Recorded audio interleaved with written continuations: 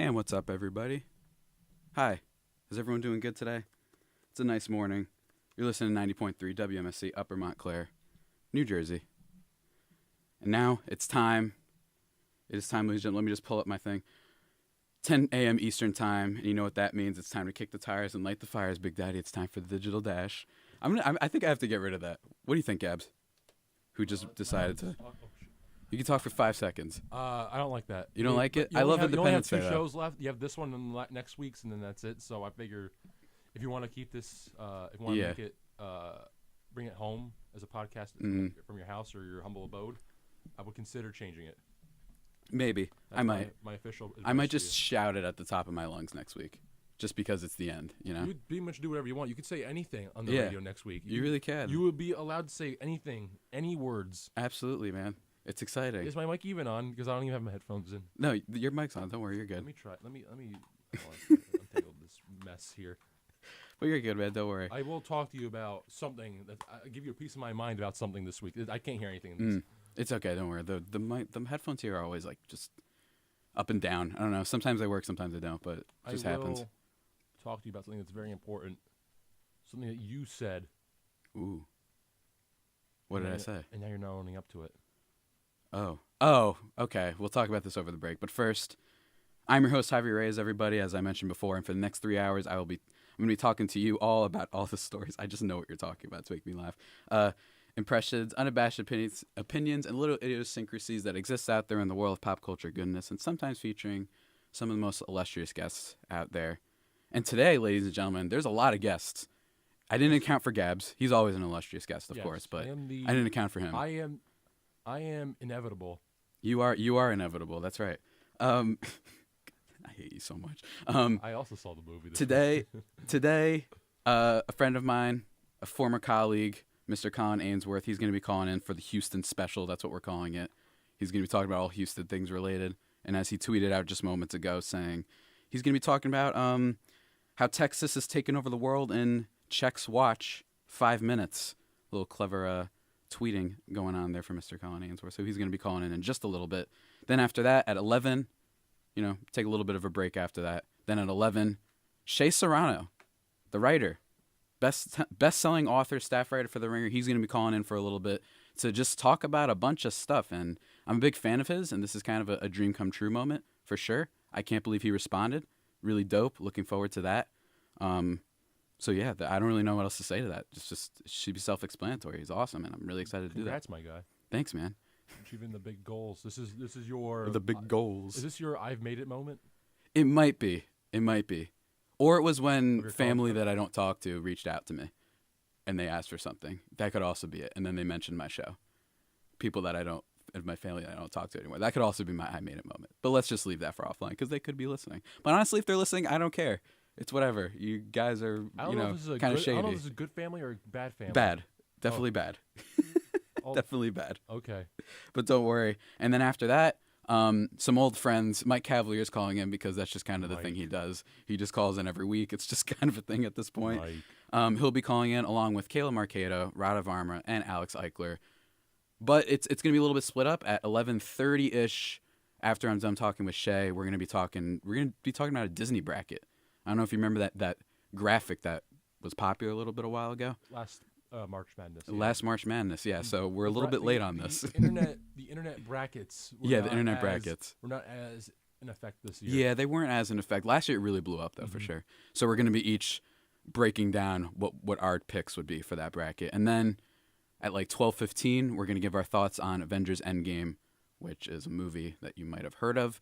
And at 12:30 is when the spoiler talk comes in, everybody. I put this out on all social media and stuff, so if you don't want to hear any spoilers, then just know that at 12:30 we will be going all into it, our thoughts of the many things that happen in this movie and what it can mean for the future of the MCU and what have you. I'm going to have to tell Haley to close her ears when she leaves the office after the meeting. Because she's still not... She's seeing it this weekend? Yeah, I heard she's seeing it this weekend. Yeah.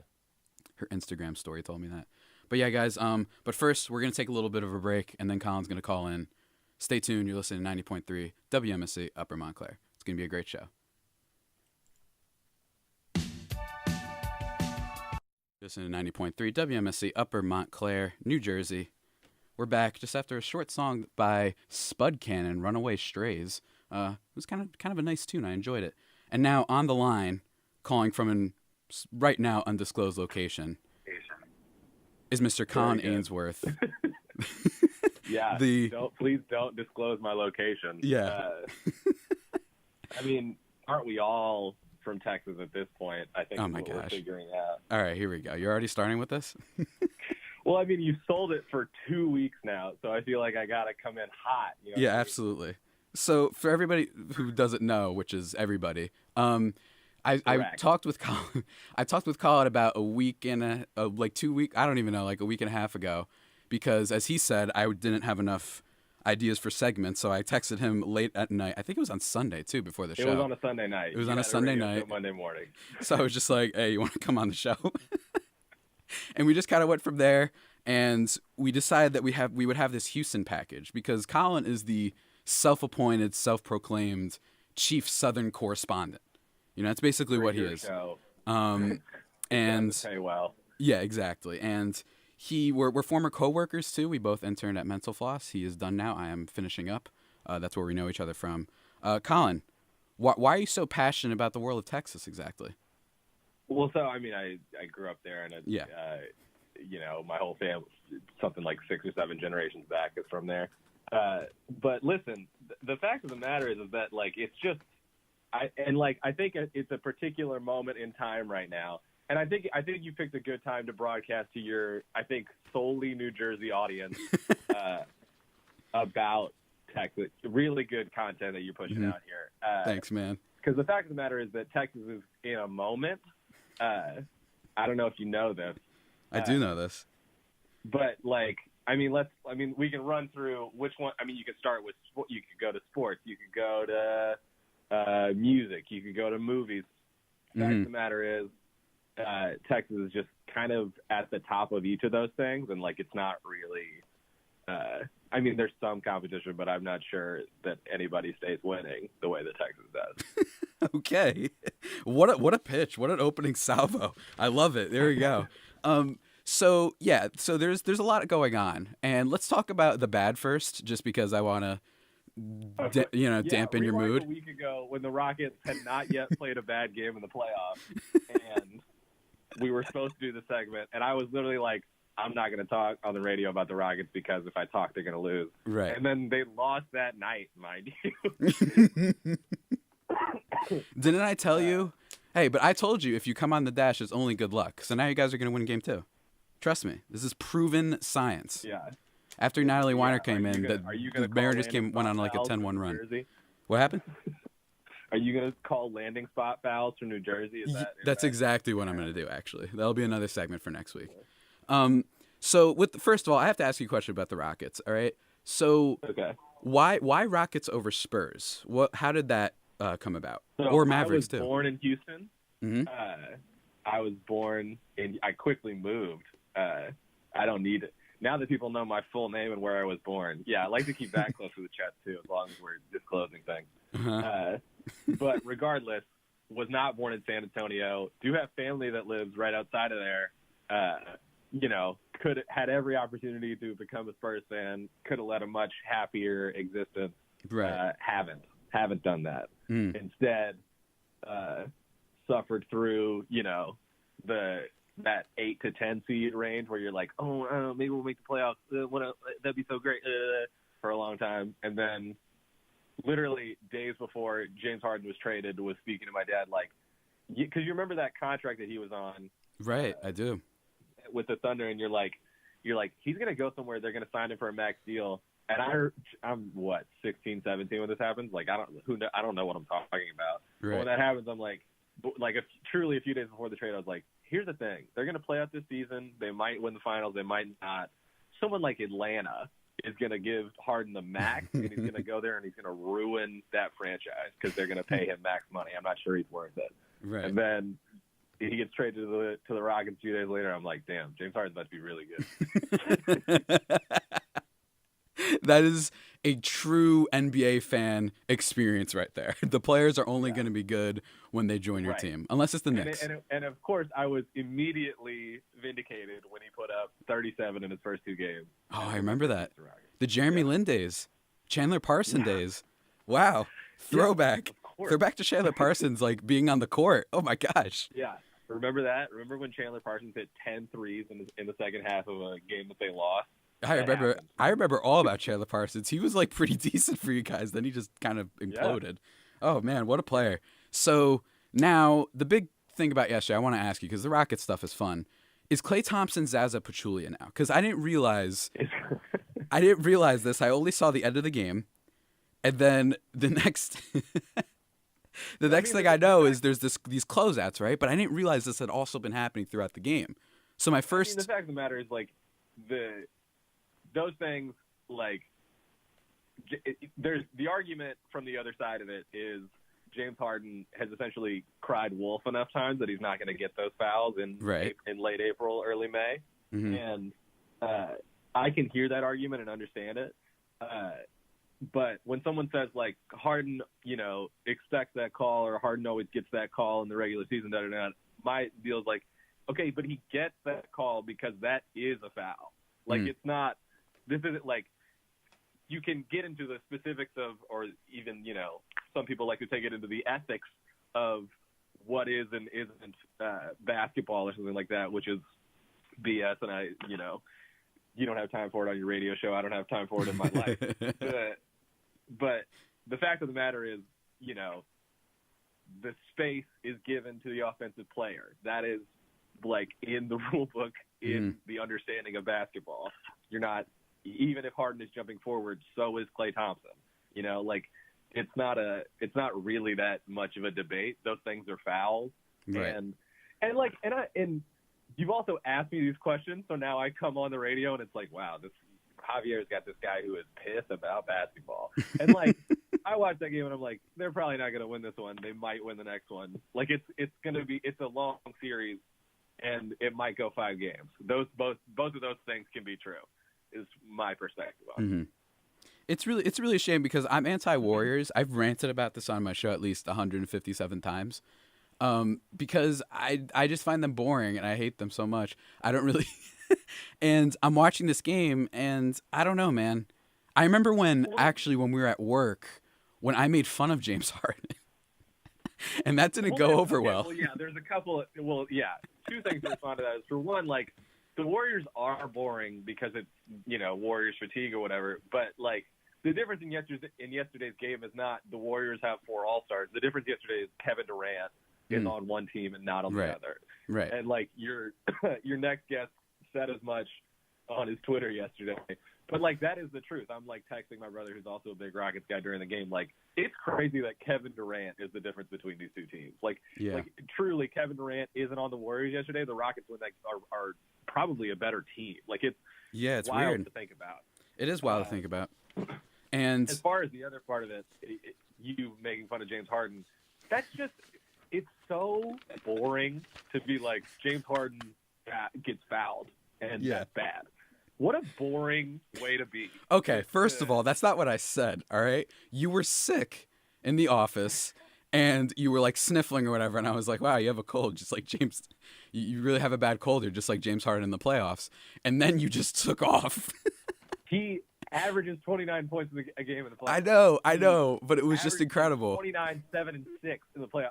Like, those numbers aren't exactly right, I'm sure, but he plays well. Like, would I sit here and defend games 5 or 6 against San Antonio or whatever a few years ago? No, I would not. Or, like, game 3 against the Jazz last series? No. Like, that's the more interesting part about it, to be like, what happens to this miraculous athlete in big moments? Right. Like, because it is interesting to think about, this person. We think about athletes as these kind of, like, infallible people, and then when they miss shots, it's like, they're not clutch, they're not this, they're not that. But when you can see it in an athlete like James Harden's eyes get wide and he's playing slower and you can notice these movements, that's interesting. But to be like, he's choked, or he's not actually good in the playoffs, like, that's not right. Like, it's the same thing regarding, like, my brother said something to me, like, the reason why he doesn't like Russell Westbrook is because the same things that make Russell Westbrook good are what make Russell Westbrook bad in big situations. Right. And I was kind of like, okay, but the response to that is Shakespearean and interesting. That isn't a detriment. That is like the whole point of this is for human interest. To act like, there's some, purity or honor in what basketball is. Like, no, dude, they added a line arbitrarily to be like, and now that's worth more points in 76 because they were like, right. Yeah, we'll just do that now. It's a game, man. Like, it's supposed to be fun. People should have more fun watching this because it is fun. It is fun. It's just, and here's the thing, folks. His rant about me, it was like an offhanded, dumb joke. I think Harden just had kind of a performance in Game 6 and 7 of last year's playoff. Yes, after Chris Paul went down. But it was also the Rockets just in general decided to miss 27 straight threes. So that was a little bit weird. And then Colin's like, you know what, man? You should just go. You should have a podcast. You should really just explore that theory of yours. Like he just completely went insane. Right. And the other people that were next to us were really enjoying it. Show. I will talk about it. And no, that's the funny part. I don't think you knew that I actually did have a radio show, which made it 10 times funnier. By the way, I'm sure that day I had listened to various podcasts, probably through The Ringer. You like how I'm teasing? Yeah, I do. This is excellent, man. This is great. This is great. Listening to people on different podcasts be like, James Harden just goes for fouls. And it's like, okay, he's like, I saw somebody tweet something this year like on 17 shots, Giannis had 41 points. On 17 shots, Harden had 50. Right. And, or like over 50 or something like that. And it was like, and they were saying that like Giannis' game is better because he has less free throws. And I'm like, no. No. Like, what are you? No. If it's just free throws, everyone would do it. That sounds like a really simple answer to this question. But yeah, if it was just free throws, I'm pretty sure a lot of players would be able to do that. Hard to do quick. More than I want to talk about basketball in any day of the week. But I mean, like, there's a difference between what, yeah, does Harden definitely accentuate contact for certain fouls for sure. Yeah, but also sometimes for sure. Every other player does. Is getting contact. Like he also is he's not. There's a skill to that. It's not something that you should practice or that's worth learning or idolizing or something like that. But don't idolize basketball players. Just watch the game, man. Anyway, absolutely.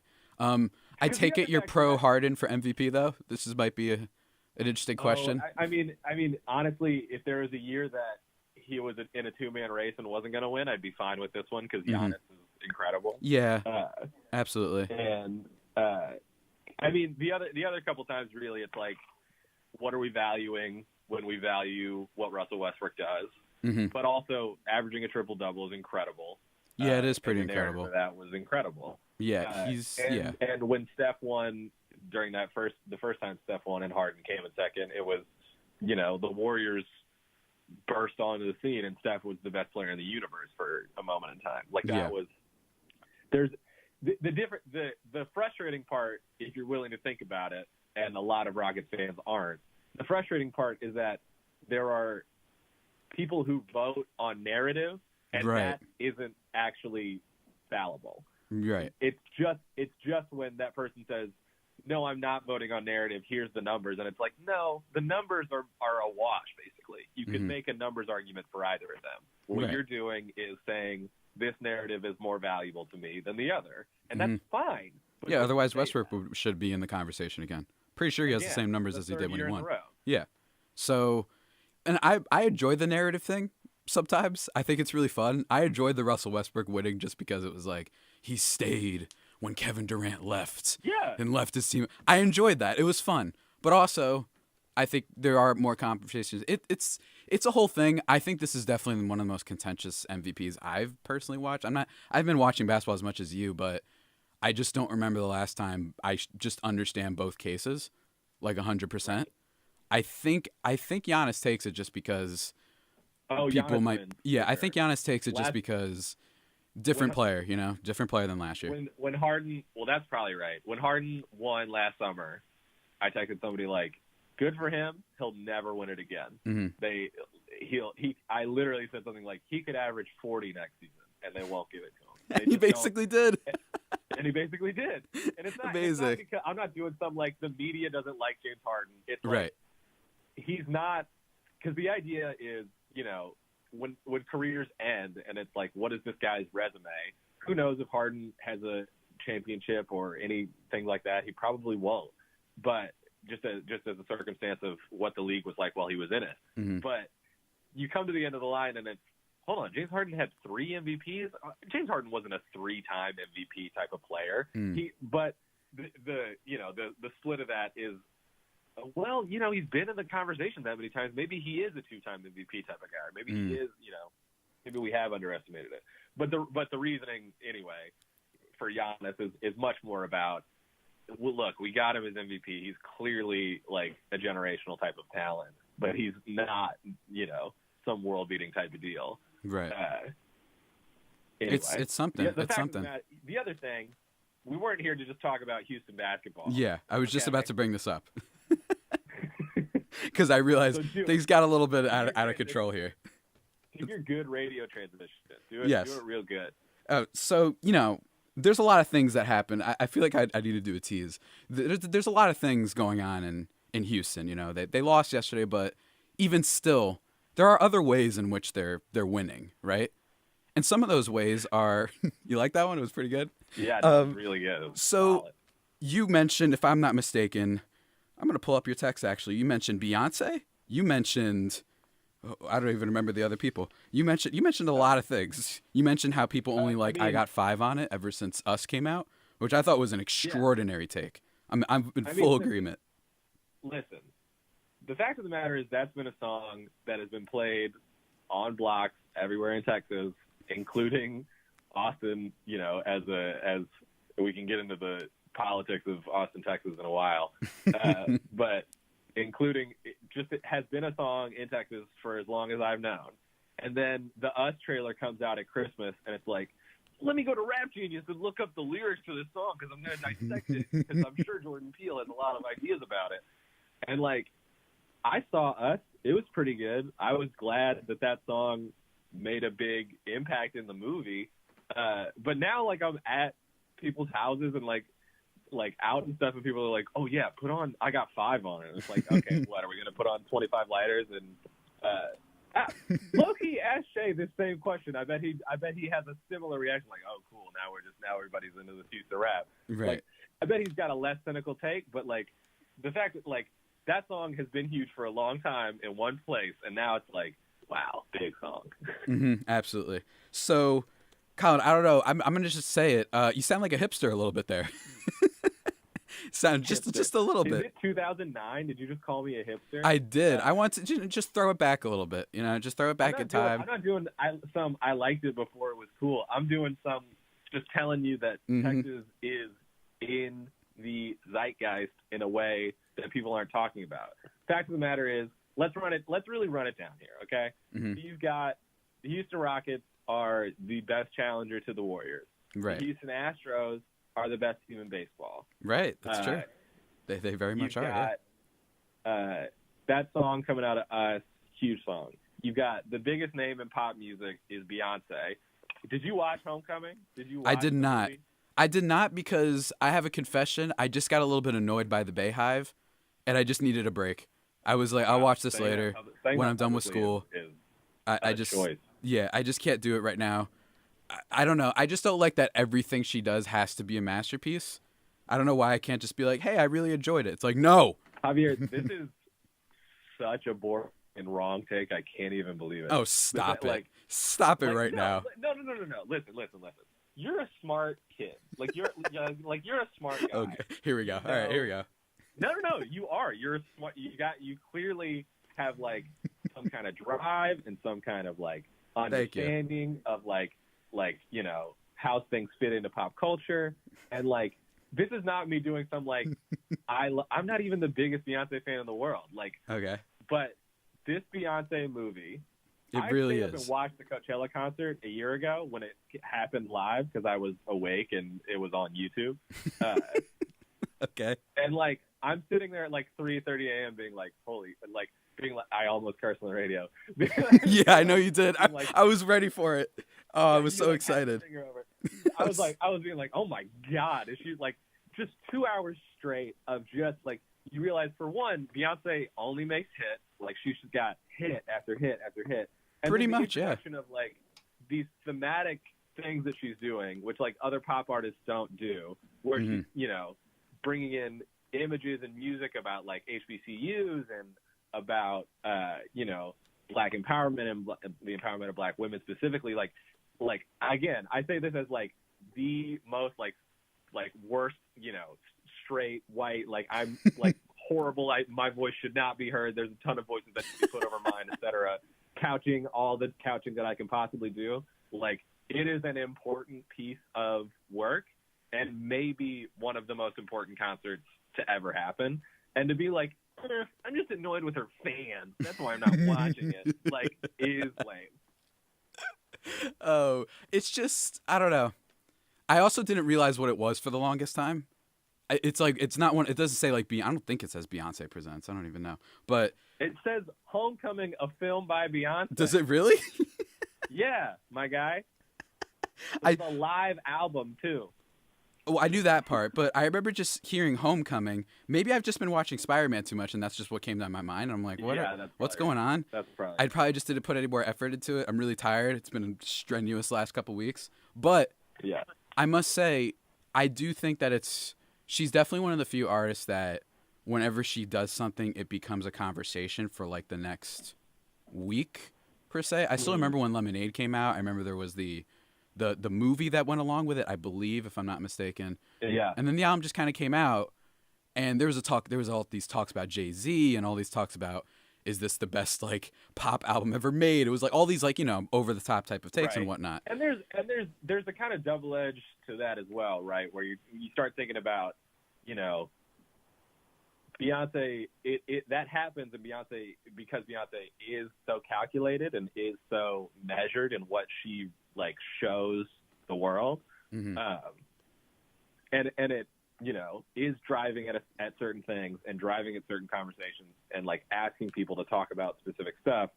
But the other side of that is also like, you know, how curated is this whole thing we're doing? If you wanted to be cynical about it, you could. Right. I don't recommend being that cynical about it because like, at the end of the day, like it's good, like it's interesting and fun, which is way more than you can ask for of like anyone in 2019. That's fair. So I don't know. I would say go watch it, if not only because it's like a fun 2 hours. Like it's like the concert is really. Do you listen to any Beyonce music? Like, is there like any Beyonce in your rotation? See, that's the funny part is every now and then maybe. But I texted you about how my music habits are kind of tragic these days. I only listen to podcasts, and then I listen to Vince Staples' FM. Love that album a lot. And then my lo-fi streams, and then that's it. Lo-fi hip-hop streams on YouTube. Lo-fi all I listen to. Yeah, lo-fi hip-hop beats to study and listen to. Yeah. It's just, that's it. I don't know what happened. happened. Tell you to watch this movie. Yeah, it's gonna be tough. But then again, once I'm done with school, I'm just convinced I'm gonna watch every movie ever made anyway. So I might as well give this a shot, I think, and want to be part of it. I mean, I tried getting into Game of Thrones. I didn't see yesterday's episode, but you know, I tried to be part of that conversation a little bit. But I had the thought, like, do I go watch Avengers and this Game of Thrones and then just come on like the first thing, like, and we give it off to Colin on this radio show, and I'm like, here's what happens in both. Like if I just like jump on and spoil both just real quick and then pop out, just really mess with your second to last radio show. Oh, absolutely, man. It would go along swell because, you know, I do have a dump button though. And I could just drop the phone call. That's what I could do. I do have the power. Saying it for like 7 minutes straight. No, so okay, so Beyonce's movie, right, and live album, right? Is it? I'm pretty sure the album's #1 in the world. I could check that again. I'm sure has crazy streaming numbers. She has 2 more movies apparently in a deal with Netflix. You've also got the hottest rapper in the world, like the fastest rising rapper in the world right now, has got to be Megan Thee Stallion. Right. You've mentioned this person. Can you explain what exactly? Where did this come from? Because I had not heard about this person before you brought them up. Explain Megan Thee Stallion? Yeah. So Megan Thee Stallion is a rapper from Houston, Texas, who is very pretty and you say it like that? Because, again, do you want me to go through the whole couching thing about how I'm like a white dude who No. It's fine. It's fine. You don't have to disclose that. You don't have to disclose that. I mean, it's not disclosed. It's out there.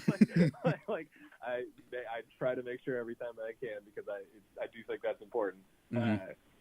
She put out this song a few months ago called "Big Ol' Freak" on her mixtape Tina Snow, which is a nod to Tony Snow, aka Pimp C. Rest in peace. Do any of those register with you, or are you just like, yeah, for sure? Yeah, I'm just like, yeah, for sure. Haven't heard of this any of this in my life. Unbelievable. That's ridiculous. Don't tell Shea Serrano you haven't heard of Pimp C. He'll get mad at you. I intentionally am not going to bring that up now. Yeah. I mean, be like, hey, it's a Texas day on my radio show. Yeah, exactly. Hey, man, yeah. I like Texas. It's great. It's totally my wheelhouse. Absolutely, 100%. Yeah. So she put out this song called "Big Ol' Freak" and like kind of pulled. You remember? You may not remember when Tyler the Creator kind of showed the world how to take over the internet and become a famous person in 2011. I do remember this. It was basically just all caps tweets is where I first came across Tyler the Creator. Well, sure. So what happened is Tyler put out Yonkers, right? And then went to South by Southwest where he played a bunch of shows and did a bunch of interviews, namely one with Nardwuar that blew up. And yeah. Then Tyler the Creator was a very famous person. Like it was that fast. It was, and they had the mystique of Where's Earl and all that stuff going on. Mm-hmm. But it was that quick. It was incredible video that Kanye tweets out. South by, famous, and Megan Thee Stallion kind of pulled a Yonkers, put out "Big Ol' Freak," great video, really good song. Don't play it on your radio station; it's far too vulgar. That's a very Tyler the Creator thing to have too. Can't play any Tyler the Creator songs. Pretty sure none of them are in the system here. Oh, for sure. It's nuts. My college radio station was just like, just leave it. If it curses, it's fine. Anyway, so she does South by Southwest, a few big shows there, and then all of a sudden she's like, I got a mixtape coming out in May, and everybody's like, oh, great. She's got these profiles out, a really good profile by Hunter Harris and Vulture last week. Shout out Hunter Harris, the best follow on Twitter. He's great. I haven't followed him, but I see him all the time. I don't know why I'm not following him actually. Why am I not doing that? That's weird. Excuse you. I'm sorry, she. I was looking at a dumb picture on the internet. Sorry. She almost exclusively tweets about Bradley Cooper's white tuxedo, saying questionable things to her. Anyway, yeah. Just Megan Thee Stallion, another Houston name, another Texas name taking over the world. Absolutely. Now, it's not a big deal. I'm just saying it's not a big deal. Big deal. It's just kind of a thing, is what I'm saying. Is all I mean. Yeah, I understand exactly what you mean, man. Hey, it's okay. You're really humble and modest about this. I appreciate it. It's not like no, Javi, don't get it twisted. It's not like I'm doing anything. I've done nothing. Let's You're just stating the facts. Clear. You're just stating the facts. I respect it. Producing any content. No one's asking me to talk about this. You didn't even ask me to talk about this. You just said I need a segment. That's true. This is true. Yeah, this is true. This is true. I remember. Now I must say this though, Texas. The more I think about it, when you first texted about this and you started, mentioning it earlier on, I was like, okay, whatever. It's like, okay, whatever. I get it. Right. But then I'm starting to think it now. Politics, they were a big story. For better or worse, or what have you, with the better or worse ascension, which we don't have to get into much. But it's true, like all over the place, Texas really has been kind of all over the map. The only thing I do approve, though, of Texas relation, though, is Friday Night Lights. One of my favorite shows ever. My favorite show. One of my favorite shows, anyway. Just tremendous, of course. I don't like the movie that much. That could be a factor of me having watched it too late. Yeah, I've only seen the movie I think like once when I was like a young kid. It was a little too serious for me at that point, so I haven't watched it since. But yeah, that show's incredible. It's really great. I've rewatched it tons of times. I remember recommending it to my friend. He finished it in 2 weeks. It was just, and it's a misleading show. Because it looks like, oh, it's a teen drama and blah blah blah, but actually it is. but it's No, I mean undeniably the entertaining the entire time. Is the coach though? It's not. Yeah. It's about him. It's not about the rest of the people. It's how he handles those situations, basically. The best thing about that show is high key. The best thing about that show is they clearly didn't start it with an idea of where it was going, because so you start this show and you've got Tim Riggins, right? This is what I plan to be talking about on a Monday morning, by the way. Hey, that's what I'm here for. You got Tim Riggins, who his cheerleader brings him like beer as like a game day gift. So you're like, oh, you've got the hot bad boy or whatever. And then Javier, he plays for 2 more seasons. He plays for the high school. He was a sophomore in season 1. I know. It's so great. It's so great. That's not right. No. No, I mean, you can run through the, like, team drinking is very bad. Sure. But, like, that person is supposed to be a sophomore in high school? There's no way. And also, I don't know if you knew this, but if you kill somebody and you're just really apologetic about it, you'll just get away with it, and then everyone ignores it, and you're fine. You can go play football and go to school again. If you're really apologetic about it, and it's boring for people to watch, and it's annoying, and you start dating a blonde girl by the end of it, you're all scot-free. You're all scot-free. Writer's strike. What a thing. What a thing that happens. God. That's the only blemish on that entire show. I think season 3 is just kind of... It's just so obvious that the writer's strike really impacted it. I can't remember a show where you could see it so visibly. So the writer's strike does cut into it a lot. And season 2 of most shows is where shows drop off, because it's like, we had this great idea for season 1, and then season 2 is always kind of like, well, what do we do? Right. What else do we want to do here? Or it was season 2, my mistake. Yeah, season 2. Right. But what's funny about it is that, like, by season 3 of Friday Night Lights, they stop playing away games. They don't have the budget to, like... That's true, yeah. Football stadium. Or, I like, forgot about that, yeah. Like, it's like there are about 4 football games, and they are all home games. Yeah. I totally forgot about that. Wow, I got to rewatch that show now. It's been a really long time. My hottest take is that I think I enjoy the East Dylan saga a little bit more, but that might just be because season 2 is just such a mess so that it clouds my judgment. I think that's part of it. I know that the East Dylan side is a little bit more cliche, a little bit more of starting from the bottom. You know what I mean? That type of whole story, not to act like I'm Drake or anything for a second. You. But the first season I do think is the best, but there's just something about 4 and 5. I think it has the best actor in all of them in it, being Michael B. Jordan. Right, I was gonna say, so what you're talking about is you can do all the, like, the season 4 and 5 is more charm or whatever, but you're smitten by Michael B's lovely crooked smile. Like, yes, he's just too good. Oh, too easy to root for. What a charming young man. I remember actually writing an overly long blog article like 5 years ago about this, where I declared the West Dylan better, or East Dylan better. And that was something. Nobody look that up, please. If you're listening right now, it's probably atrocious, but I do remember enjoying writing it. But yeah, Friday Night Lights, man, great show. I approve of your Texas approval. I appreciate all the various kind of areas and arenas that they've succeeded in. You'll start looking at things. You'll be like, oh, it's there, huh? Like you'll start seeing what I'm talking about. Yeah. I might just do it. Maybe I'm a Texas fan. Only thing though, you guys have the Dallas Cowboys. I just can't. I'm sorry. I can't stand the Dallas Cowboys. I don't really care about the NFL. I approve of this hot take, because congratulations. I wish I didn't care about the NFL. Trust me. Like, am I gonna play fantasy football? Yeah. Am I gonna watch too many NFL games? For sure. Do I care about the NFL? No. Can I give a 2-minute take? You have that? Go for it. This is a perfect way to wrap up. Yeah, let's go.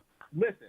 So if we're going to sit here and do this thing about Josh Rosen's character or Dwayne Haskins' character the same night that Tyreek Hill gets kicked off a team and, and like shown as like a person who beats his children, and we're going to do this like character analysis for black quarterbacks in the NFL, like that makes any sense in the world. Like football has any sort of care about the character of people that play for their football team. It's on draft night, the NFL draft, where it is the worst. It is the worst culture around a sport. Yes. It's the worst. It produces some of the worst talk about sports. Yes. It represents so many of the things that people resent about sports and sports culture. Yes. It is despicable on so many different levels. And again, I am not the person to make these points. You don't agree that asking someone's sexual orientation tells you more about how their draft stock is for football? You don't think that helps? Or what is look, if I'm trying to get paid millions of dollars to play football for some team and some guy's going to ask me if I care about football, look, I don't care about football. I care about making millions of dollars. Why would I care about football? I'm going to go get hit for about 6 years. No, I don't care about football. I care that I'm going to get paid. Yeah, it's the the NFL. easiest way for me to make a bunch of money, and I don't have the tools because no one gave me them earlier in my life. I don't care about football. Stupid. Yeah, I loathe everything about the NFL, but I can't stop watching. I love the Chargers, but I'm really excited. I don't even have a team, and I'm like, dang. Let's see if anybody can beat the Patriots. Yeah, it's just, I get it. I 100 approve of every resentment you have towards the NFL. I can't. Yeah. I hate the draft. It's just the most contrived nonsense I've ever seen in my life. The worst. The Declaration Day or whatever it's called, National Signing Day. I hate that too. It's just, why are we doing this? Why are the Cowboys getting richer and richer for not doing anything for like 25 years? Or that they're those people who are like looking into high schoolers' lives and like tweeting at them to like come to the college and say support. It's like, are you kidding? This is a child. Like, what is your problem? Like, it's really rough. Now that said, pay the player. Absolutely pay the player. It's insane. It's ridiculous. Yeah, Dabo Swinney. Just I wish that guy would stop talking. That'd be kind of cool.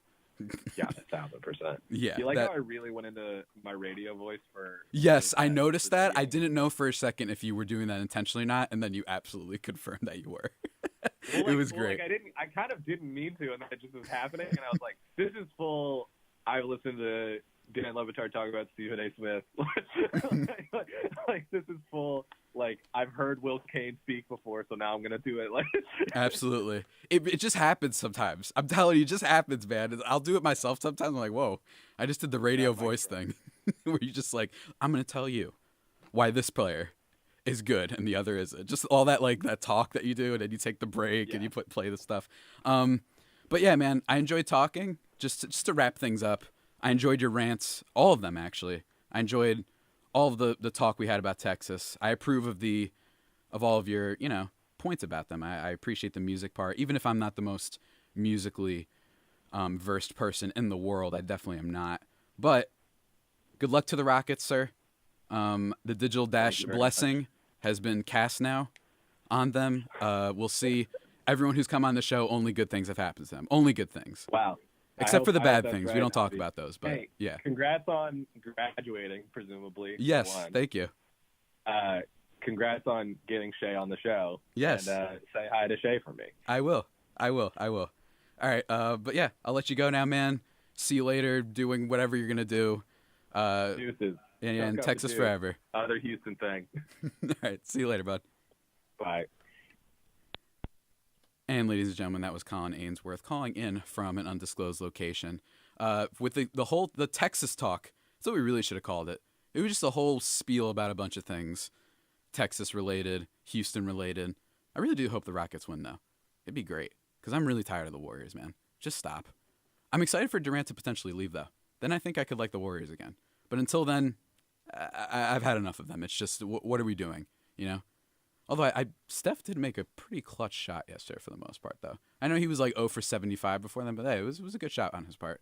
But yeah, that's it. And Friday Night Lights, I always love talking. I can't believe I didn't, before my college career closed out, talk more about Friday Night Lights. Maybe I'll ask Shea a question about that. Who knows? But yes, guys, that's right. Shea Serrano is going to be calling it at 11, so we're going to take a break until then. And like I said, when we get back, we're going to talk to Shea Serrano. This is going to be awesome. Really excited for it. Stay tuned. You're listening to Digital Dash here on 90.3 WMSC Upper Montclair. WMSC Upper Montclair. So as everyone knows, I like to try my best to have illustrious guests on my show. A lot of times it's just my goofy friends and I talking about the Avengers or what have you.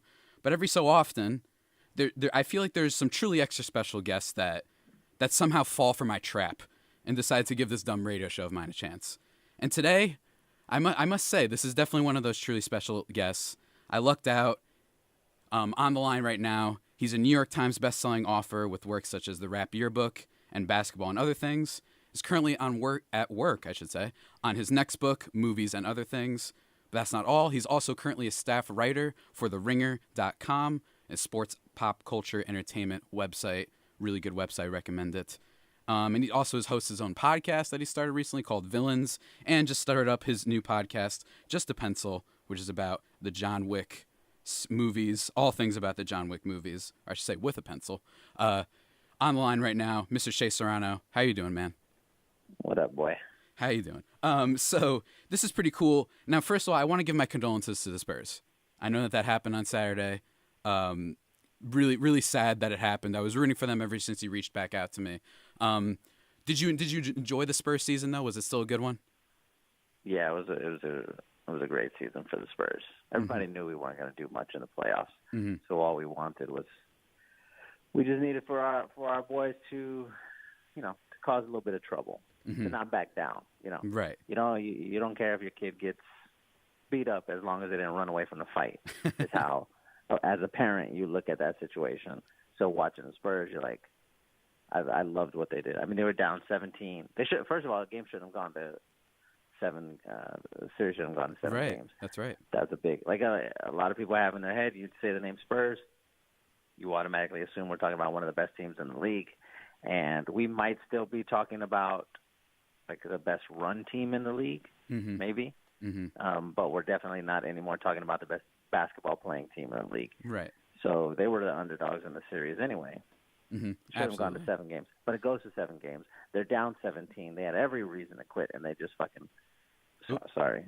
No problem. I could dump that. It's okay. I could dump that. They just kept coming. I forgot where we were. It's okay. It's okay. Yeah, not like the Ringer, not the free form place. It's a college radio station. Do you have any experience with college radio? Do y'all not have curse words in college anymore? No. We had them. That y'all got rid of them? Yeah, we got rid of them. I think FCC, man. FCC is it's their thing. They definitely legislate this stuff. Absolutely, but it's no problem. What like you mentioned, what have you had any experiences with college radio before this, or is this kind of like your first thing? Were you part of that in college or maybe in high school? I don't know. I didn't do this in college or in high school. I didn't start doing this sort of stuff until the books came out, or some stuff I wrote did really well, and then college radio stations started reaching out. I usually try to say yes to all the college radio stuff, but I don't know. Yeah, this is we do this all the time. Something I got 4 more today. Wow, that's amazing. So you just mentioned with the books and the success of the books. I would like to read some tweets because you have a book coming out, right? That's Movies and Other Things, coming out October 8th of this year. I'd just like to read a tweet, though. Just a tweet of yours from a while ago. Responding to someone saying the book is effing brilliant. When's the next one being written? LOL. And you said, I'm out the book game, bro. Can't top being a #1 New York Times bestseller. Nowhere for me to go but down, so I'm out with the peace sign emoji. That was a lie, Shea. Oh, that was 100% a lie. Absolutely. I feel like I could tell because I don't think you use too many emojis in your tweets from based on what I've seen. No, I use them all the time. Really? Instance. But I wasn't intending on writing another book after the basketball book came out. And then a new publisher showed up, and they had a lot of money. And they were like, we'll give you all of this money that we have right here in our hands if you write another book. And then I was like, that sounds like a good idea. Let's do that. Was it really just after Basketball and Other Things came out that you just decided after you meant, or was this, did you have an idea all along, or was it really just they reached out and made an offer that you liked? When we did Basketball and Other Things, Arturo's the illustrator. He and I had already talked about it would be cool if this was like a 3-book series. Oftentimes you see fiction books when you sell a fiction book. Like let's say it's a YA novel or something like that. Usually there's like a thing in there, okay, there's a 1-book deal or a 3-book deal.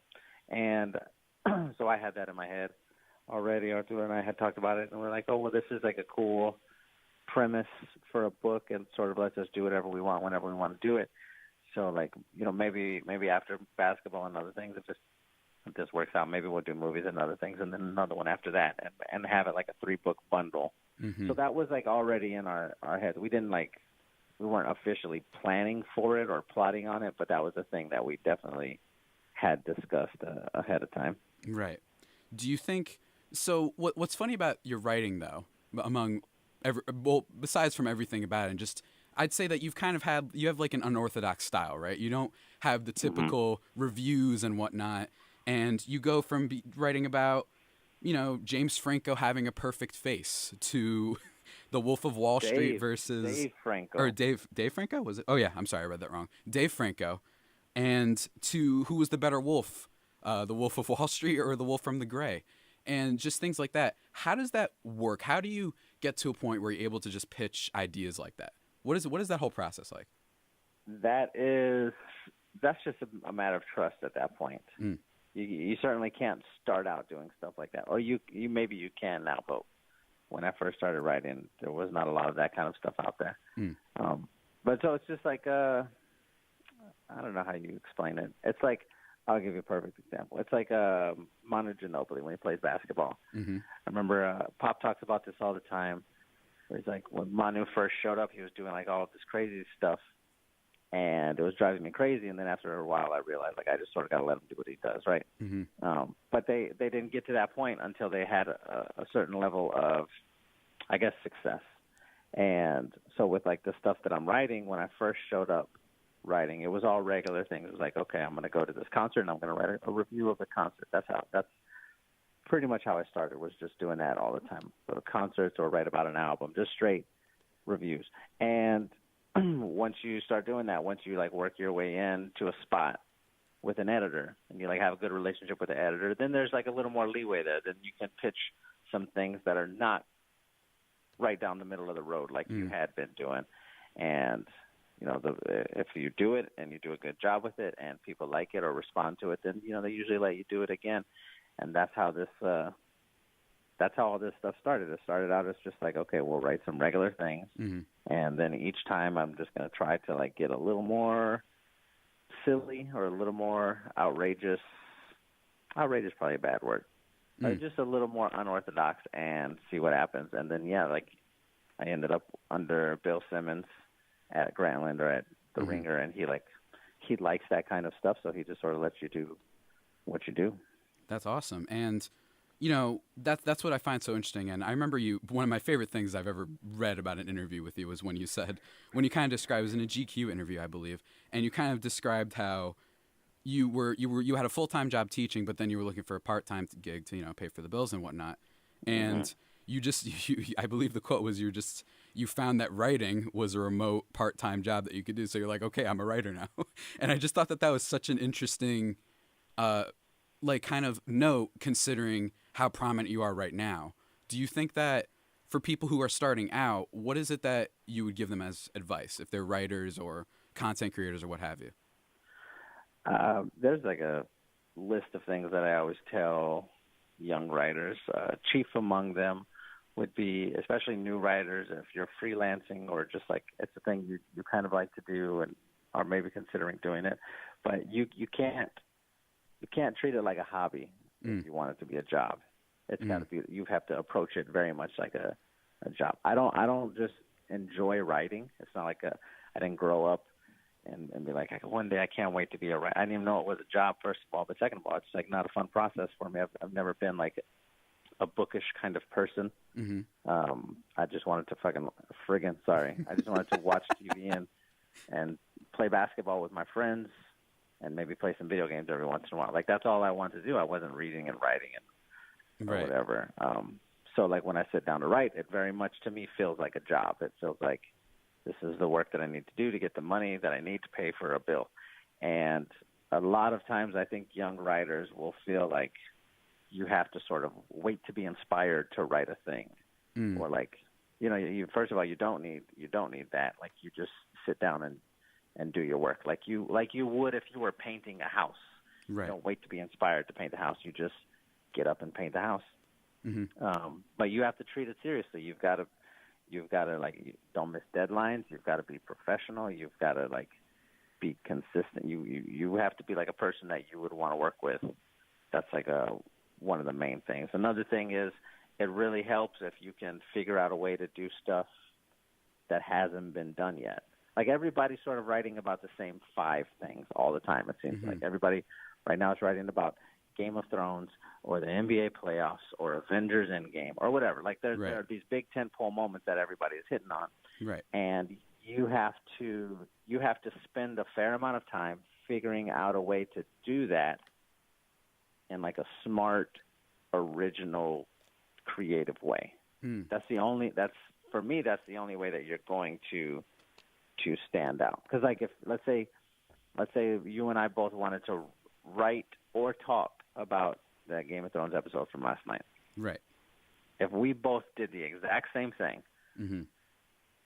people more than likely are going to pick my thing that I made before they pick yours that you made. And it's not because I'm a better writer or I'm better on the radio or a podcast or whatever. It's definitely not because of that. It's only because they know what my name is already. Right. So you can't compete against that. If the Spurs play a game, I can't just write a regular game recap because we have Kevin O'Connor or we have Jonathan Charks or we have Danny Chow who do those things better than I do and who are known for doing those things. It's just like I've got to figure out a different way in. It's the same with all of this stuff. You need a different way in because then you force everybody's hand. Then they have to be like, oh, I have to go to Javier's radio program to get this one piece that I know I can't get anywhere else. Right. I think those are like the 2 main things, really. Yeah, just trying to stand out. I try to do that as much as I can sometimes. What is that like for ideas? Does it just come to you? Do you have a moment where you just sit down and go, okay, thinking time? Like, what is it like? Because really, like, a lot of the things that you write about you definitely do exactly what you just said, which is stand out. Yeah, this is what I just mentioned. It's not like I'm just walking through the park and an idea strikes me. That doesn't work like that. It doesn't work like that for me anyway. I'm sure there are a group of special people who it works that way for, but for me, it's a very like tedious process. Yeah, here's an example. Several months ago, it was the 20th anniversary. This is in 2018. It was the 20th anniversary for Lil Wayne's the Carter 3 album, and the Carter 3 is like an important rap album. Right. So I knew when the anniversary was coming up that many people were going to write about it. They're going to talk about several different things about it, like how Lil Wayne at that time was the biggest rapper in the world, how his sort of run of mixtapes before then sort of set the precedent for what we got, how his sound on that album ultimately influenced the rap that we have today. Like Young Thug is a direct extension of that album or that period of time. Like there's a whole class of rappers who came from that. So I knew everybody was going to be writing about it, and I was like, oh, I want to write about it too, but I can't just write a straight review of it. Somebody else is going to do a better job of that than I will. What if Doreen St. Felix, who writes at the New Yorker, what if she decides she wants to write about why the Carter 3 is important? Like, why would anybody pick my writing over hers when she is clearly a better writer than I am? So I'm like, okay, I need a different way to do this. So then I just sat there for a few hours, and I was just reading a whole bunch of Lil Wayne interviews from like 2007 to 2009, and I was reading a bunch of profiles that were written about him during that time, and I was listening to his albums before then and after then, and just like trying to find it. Like, I need a thread. I need something that I can stitch a bunch of stuff together with. And while I was listening to the album, I realized that he had on several occasions used a setup for a line that was something similar to "Flow so sick, blah blah blah. Flow so sick, make you want to spit your food up. Flow so sick," like this sort of thing. Okay. And I said, oh, I'm pretty sure I've heard him do this before. Let me listen to another tape. And I just was listening to all of his tapes, looking for that. And I found out he's done this same thing a bunch of times, 10, 20 times. He has had a line in one of his songs that starts with "Flow so sick," and so I was like, oh, it might be like here's a funny gag. Let's figure out when he was the sickest. Not like in a metaphorical sense or like good at rapping, but I mean like literally the sickest. Because some of the lines he's just talking about, oh, I've got a fever, and other lines he's talking about he might have cancer. That's right. how sick his flow is.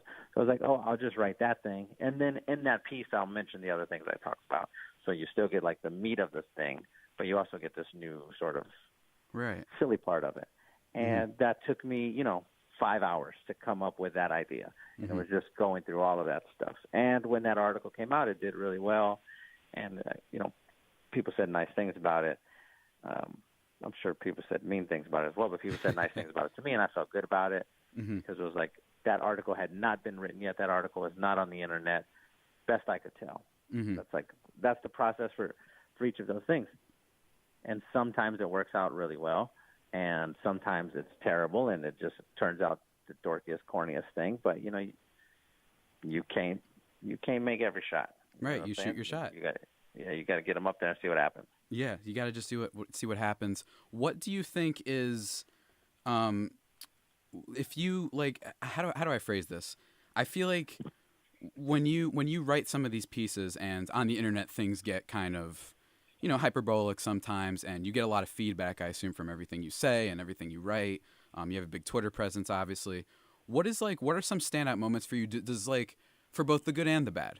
Are there ever times where you're like, oh, this actually might have hurt my feelings, this thing someone said, or is it rough sometimes to deal with that stuff, being such a public figure? And are there other things that you're really proud of in your career that you really look back on and you say like, wow, that was a cool, positive thing that happened to me after something that I worked on? It hurts my feelings every single time somebody says something not nice about something that I've written or participated in. Every single time. I've been doing this. I mean, I became a full-time writer in 2015, basically, and but I had been freelancing, for a few years before then. Right. And still, it doesn't matter. Every single time somebody says something mean, it hurts my feelings. And it doesn't matter if it's somebody on Twitter who has 9 followers, or just like an email I get from a person I've never heard of before. It always hurts the same. That's just part of the process, I think. That's like, you have to be willing to accept that part of the job if you're going to do the job. You know what I'm saying? You don't Absolutely. you don't get to be in the NBA without somebody on a radio station saying a mean thing about you eventually. That's just how it goes. Right. So yeah, it always hurts my feelings. It definitely hurts my feelings less when it's somebody that I don't know or have never met. Unless they're saying something that's like really valid or pointing out a thing that I screwed up, and I'm like, well, that sucks. But mostly there's like a group of people who, whenever I write something, that's the group that I want to impress.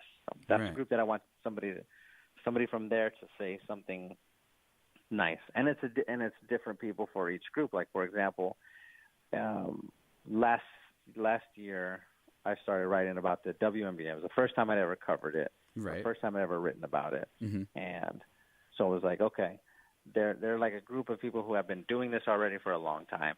And I was sort of like trying to learn about these people and figure out who they are and like who's good, who's bad, like who's the top of this group. And I'd be like, okay, these are the like 6 people in this area who it would mean a lot to me if they said something nice. So like Michelle Vopel from ESPN. I think that's how you say her last name. To me, she was like my favorite WNBA writer. She just was able to like contextualize everything, which is my favorite type of writing to read. And so I was like, oh, I had read a bunch of stuff. And I said, okay, if she says something nice, then I'll feel good. Or like Rebecca Lobo, if she says something nice, then I'll feel like I've done a good job. Or Natalie Weiner from, at the time she was at Bleachport, now she's at SB Nation. If she says something, she's been on the show. There's like a group of people. And it's like that with everything that I'm writing. Like if I write a rap thing, there's a group of people who I hope somebody here says something nice. Or if I do a book thing or whatever, like those are like the moments I'm looking for. Because I think at the center of it, I'm still very, very insecure about all of this stuff because I didn't go to school for any of this. I just sort of showed up at the party and like started making myself a plate of food, hoping nobody kicked me out. So like, still trying to impress some people. Yeah, great analogy. So that's what's so remarkable to me is that even with your success and with the basketball and other things, I know that you freaked out on Twitter. I remember this whole thing when former President Barack Obama, he put it on his end of year list. And I know that must have been like a really insane moment. Like, were you for that moment? What was that like? Did you have any idea that was coming? It just happened. You woke up one day and that was just there. Yeah, that just happens. There's no way to prep for that. You don't get an email ahead of time. Mm-hmm. When you do the bestseller list, you kind of have an idea that that's going to happen because they're like number benchmarks you have to hit. Right. And if you get above those benchmarks, you're like, pretty sure I'm going to be on the list. Just a matter of where I'm going to fall. But with the Obama thing, yeah, there's no way to like anticipate that. So when it happened, I remember it happened on New Year's Eve. Matter of fact, I was just at home minding my business, watching TV, and then my phone started going nuts. And I checked it, and somebody had sent me a screenshot of the book on the list, and I saw it, and I was like, well, in my head, I knew that he made the list every year. But in my head, I thought, oh, this person who sent it to me just wrote my name on there to be funny. Right, right. Good joke. And then I just, went away from it. And then it just kept happening again and again. And then I went and checked for myself. And then I got an email from the publisher. And then everybody started buzzing me about it. And that was like a cool thing. That was definitely one of my favorite things. If for no other reason than because it happens to so few people. Right. Like a bunch of my friends are much smarter than me and better writers than me, and eventually they'll write a book, or they've already written a book, and that book can do really well, and that book can be on the bestseller list. But in my head, I've always got this card to play where I'm like, cool, but did you get it on the Obama list? You know what I'm saying? It was like another arrow, right, for me to fire when I'm messing around with my friends. Yeah, just the humble flex, really. I appreciate that. Yeah. So now, some of your other ventures, you've done writing, obviously, which we've talked about extensively. You've done some podcasts. You've been part of the whole Ringer podcast network there, and you also have your own Villains, and then you have Just with a Pencil, which is just coming out. Haven't been able to listen to that yet. Because I remember for years you'd be tweeting about Tate the Snake Frazier. Tate Frazier, who works at the Ringer with you, and how he did give you a podcast. What was actually like kind of going on? Was it that you just weren't ready yet? Was he really a snake? Who knows? Why now did you want to decide to do a podcast? What has that whole thing been like for you, basically? So Tate is a podcast person at the Ringer, and he has never been mean to me, not one single day. He's like a very nice person, and he never stopped me from trying to get a podcast. He actually actively championed for me to have one and was trying to talk me into it. That was just a fun thing to do on Twitter, just because he's a fun guy to mess with. Yeah. So there was really no reason for me not to do it other than I don't live in L.A. and the podcast studio is either in L.A. or in New York, and that was all. That sort of stops me from having a weekly podcast for sure, because I'm not going to fly out to L.A. every week to record a thing. Right. So we do we started doing these one-off series or whatever, like the John Wick thing that you're mentioning we just started. I knew I wanted to do another podcast because I had a good time when we did the first one, and I knew I wanted it to be another series, and I was like, okay, let's do a 6-episode series, about, I don't know, pick a thing. And I knew John Wick 3 was coming out, and I really liked John Wick 1 and John Wick 2. And so I pitched the idea to this woman named Juliet, who oversees all of these projects like that. And she said, yeah, that's cool. Maybe let's adjust it this way or that way. She's really good at that part of the job, figuring out a way to make a kind of sucky idea into a good idea. And so she tweaked it and did all this stuff and made it cool. And then she let me record it. So then I just went out to LA for a week, recorded all 6 of the episodes with all the people, and then that's the process. And you just do it because, whatever. What else am I doing? I'm writing. Cool. Let's do some more stuff also. Yeah, just want to kind of expand your portfolio, I guess. And it's been really entertaining. I know I loved Villains. I thought it was very funny, especially the whole the lead-ins. I don't know what to call them in the podcast, when you just took it like an intermission thing and you just kind of you clarified your mistake that you made or whatever. I thought that was really entertaining. Oh, yeah. I appreciate that. A lot. We put those footnotes in there. Yeah, a little footnote. That was really fun. Just some other stuff that you're working on. It was reported that the Rap Yearbook is said to be made into a documentary series, and you have a sitcom in development that you've been co-working with Michael Schur on. Is there anything you can tell us about those 2 projects? The documentary is on AMC. That's a 6-episode thing, and it comes out later this year. Actually, I think they finished all of the filming, and now it's just being edited and cleaned up and made to look pretty. I didn't have anything to do with making that show.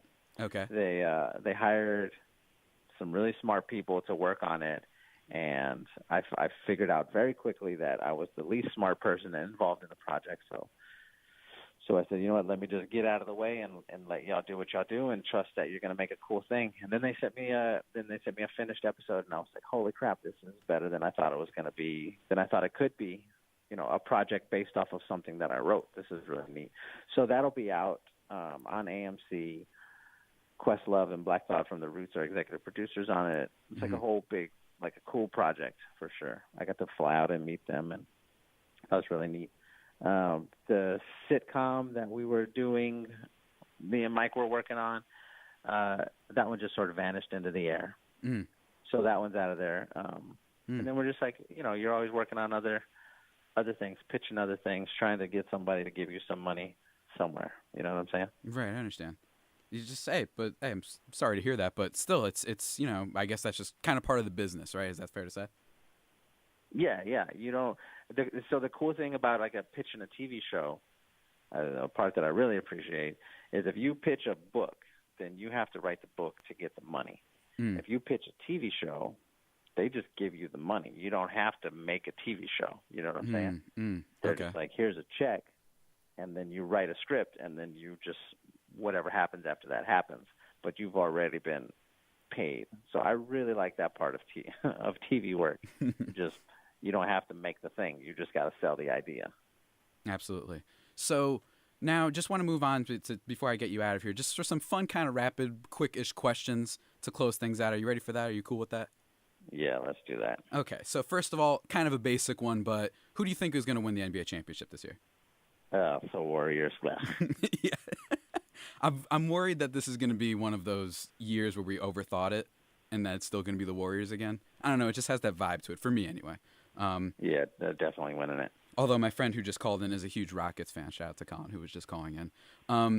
Do you have in the new book, in movies and other things, do you have a favorite chapter that you worked on? No, I hate all of the chapters. That's the part about working on the book. Especially at this point. If you would have asked me when I first started, I would have definitely had a favorite chapter. But by today, I have read and edited and rewritten all of the chapters at least 150 times. I mean, that's an exaggeration. But like genuinely, I've had to edit them and rewrite them probably 5 times at this point, all of them. So wow. I hate all of them. I'm tired of looking at them. I hate to get an email about the book. We're that far into the process now. Yeah. We're almost done. And that's cool. The worst time. Yeah, I can imagine. Kind of like that late Endgame crunch, basically. Yeah. Does that happen often where you're really excited to write about something, and then when you start writing about it, you're like, this is still cool, but I'm also just kind of sick of it. I want to get it done? Only with the book stuff, because it takes so long. You're working on a book thing for about 18 months. And, I mean, the type of books that I write, some other books people work on them for years and years and years. The type that I write, I'm working on it 18 months, and then especially at the end when it's like everything is really hectic and you're just looking at the same things over and over again, and you just kind of want it to be out of your face. Yeah, that always happens. But like with the working on like a script for a TV show or a movie or a podcast series or whatever, like that stuff is fun because it's a much shorter period. Absolutely. So moving on to a different topic. One, I don't know if you heard/saw the news that I think it was like last night or what have you, that John Cena is going to be in the next Fast and Furious. I don't know if you saw this. Of course I saw that. That was quite a moment. And actually my stepsister's husband predicted that we would either get at some point Fast and Furious movie in space or John Cena. So he's very happy that his prediction came true. Is there something you would like to see? One idea, an actor, a theme that you would like to see in the future Fast and Furious movies? I want to see Will Smith in a Fast and the Furious movie. And previously I had wanted to see a Keanu Reeves in the Fast and the Furious movie, but I think they also announced he's going to be in Hobbs and Shaw, either the second one or he maybe has a small part in this one, I don't know. But he's attached to it, was what I read on the internet, which, it could be totally fake. Who knows? Yeah, who knows? If I can get one guess at who the movie star doing the forward is, can you confirm it? Meaning, if I say it, I get one shot. Can you confirm it? If that's true? Oh yeah. Guess your right. heart out. You're never gonna get it. Yeah, I just want to say Keanu Reeves because I want it to be true. No, it wasn't Keanu. Just because that would have been amazing. Keanu is like an infamously difficult person to interview because he's so like. I think he likes being mysterious, or he's just mysterious for real. That if he had agreed to write the forward, it'd probably be like 6 sentences max, and it would be really like a kind of a spacey, weird thing. Mm-hmm. Is there a point? Is there a point when we can expect when you'll announce who the movie star is, or is that going to be like when the book comes out? You just have to read to figure it out or find out. No, I'll do it today. I'm gonna do it today for you. Oh, really? Really? Thank you. That's awesome. Thank you so much. I'm excited. I'm excited about that.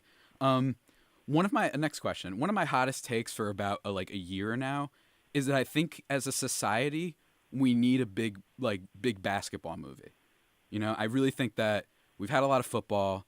We had boxing with Creed, and even with the what's his face movie. I forgot his name. I'm blanking on his name right now. The kid from Whiplash. I'm blanking on it. We had that movie. Miles Teller. There we go. We had that movie come out. But I feel like basketball, with kind of the popularity it has in the interwebs and just the cultural aspect of basketball that everybody's kind of a big fan of right now. What is like a basketball story you'd like to see? What's like a basic kind of blueprint you'd like to see for a basketball movie? Let me see White Man Can't Jump Part 2. Yes, thank you. Yes, that's what I want. I want to see White Men Still Can't Jump. Yeah, that's a great title. I've been waiting for that. I really think it'll actually turn out well if done properly. I really think that could be a great movie because the first one ages really well, in my opinion, anyway. Yeah, it's great. I think they're actually filming a remake. That's what I saw too, but I don't know if it's a sequel. Yeah, I don't know if it's a remake or sequel. I wasn't entirely sure about that. Yeah.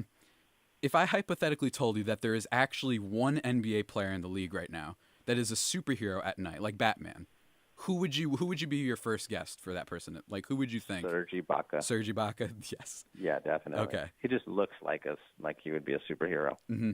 Absolutely. Next question. Friday Night Lights, was just talking about this with my friend. Are you more of a fan of East Dillon or West Dillon? Oh, West Dillon. West Dillon for sure. Okay. Matt Saracen, baby. Give me Matt Saracen. Give me Tim Riggins. Absolutely. I know. Smash. I believe I saw you write once that the best team was season 3's comeback team with Matt Saracen in the championship game, if I'm not mistaken. I really not the whole team. Not the whole team. Second half. Only the second half Matt specifically. Back at quarterback. Yeah. My take is always. I remember writing about this, and please nobody look this up. That I compared the East Dillon saga versus West Dillon. I'm a little bit more in favor of East only because I think the first season's the best, but I like 4 and 5 better than 2 and most of 3. Or I should say more than like all of 2 and a good amount of 3. I just feel like it's more felt like there was a little bit more of a I don't know how to explain this. Felt like it was a little bit more like they knew what they were doing for those seasons 4 and 5. I think 2 they fell off a little bit, but that's just me. Well, 2 was the year that they had the writer's strike. Yeah. that was so everything sort of got a little loopy. I don't hate 2. I know a lot of people don't like it. I think it's fine. It's not awful. But yeah, 4 and 5 are good. But I mean, if you basically dropped Michael B. Jordan into the Friday Night Lights universe is what they did there, and let him do what he does, and he's an incredible actor, especially in a role that has like that sort of ethos. Right. It's like an underdog kid who's trying to figure his way. Like he did it in The Wire. He did it when he did the Oscar Story. He does a version of it in Black Panther. Mm-hmm. Like when he gets to be that person, Creed. You mentioned Creed. Right. Is like probably his finest example. When he gets to be that person, he's unstoppable. So yeah, he's really great. Absolutely. Now, lastly, my mom actually texted me. She's listening right now. Shout out to my mom. She's really cool. She asked me to ask you, how's Boy B doing? Boy B, all the boys are great. I've got 3 sons. The twins are doing really well in school. We moved to San Antonio. We moved to San Antonio last summer, and then they started middle school this year. So I was like, that's a lot of changes. I was nervous how they were going to handle it, and they've done really, really well. It's probably the best not even probably, this is the best school year that they've ever had. Both of the boys are doing really well. The smaller one, he started kindergarten, so he officially is in school, and he really likes it. San Antonio's been great for the kids. They're all tall and with straight teeth and handsome, so they're going to be fine.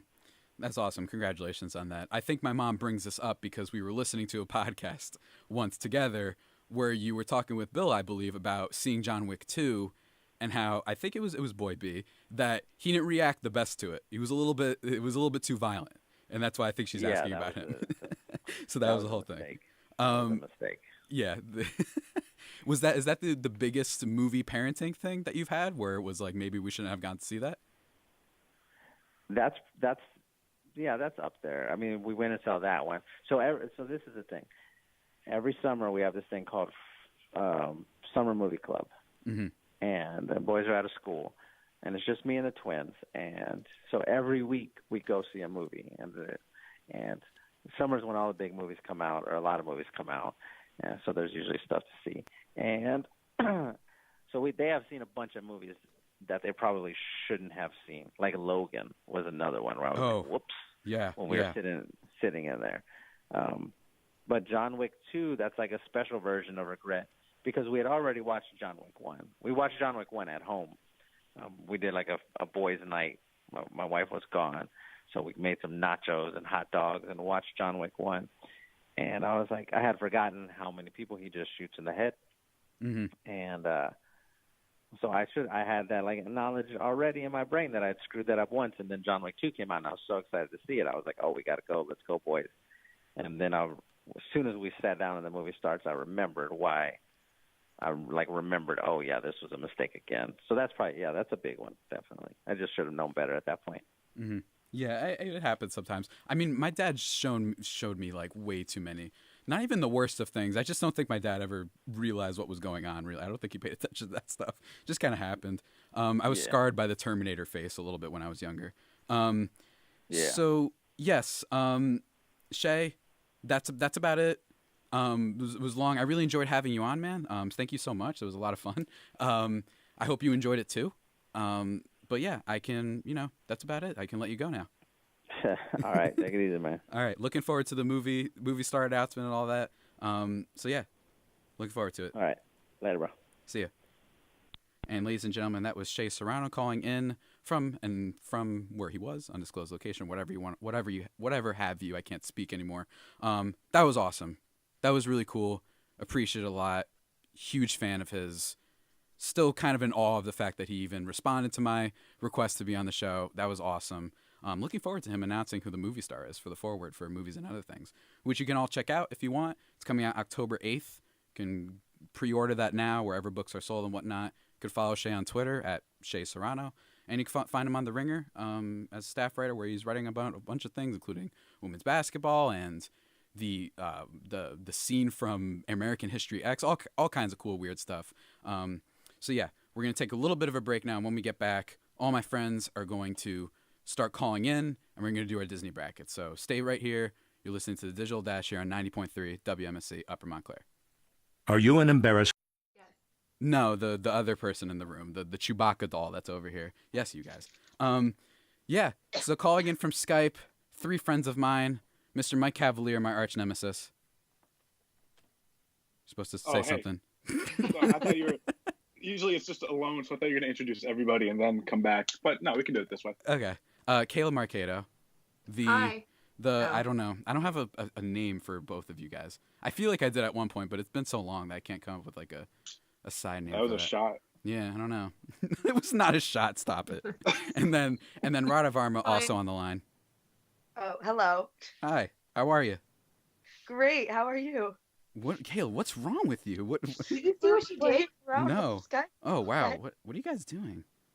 Is this great radio, guys? Yeah, this is great radio. You guys are just making laugh emoji things pop up on Skype. Oh wait, yeah, no one can see this, Kayla. So that'd be great if they could, though. So yeah, you guys, Kayla basically. So here's the thing. I saw right through it. Kayla's been liking way too many of my posts and tweets lately, so I had a feeling she wanted to be on the show again. That's clearly what was happening. I was like, something's wrong. I'm tweeting about a movie that she definitely doesn't care about, and I get a like from it. I'm like, oh, something's wrong here. What movie? I don't know. I want to look back and see what you liked of mine.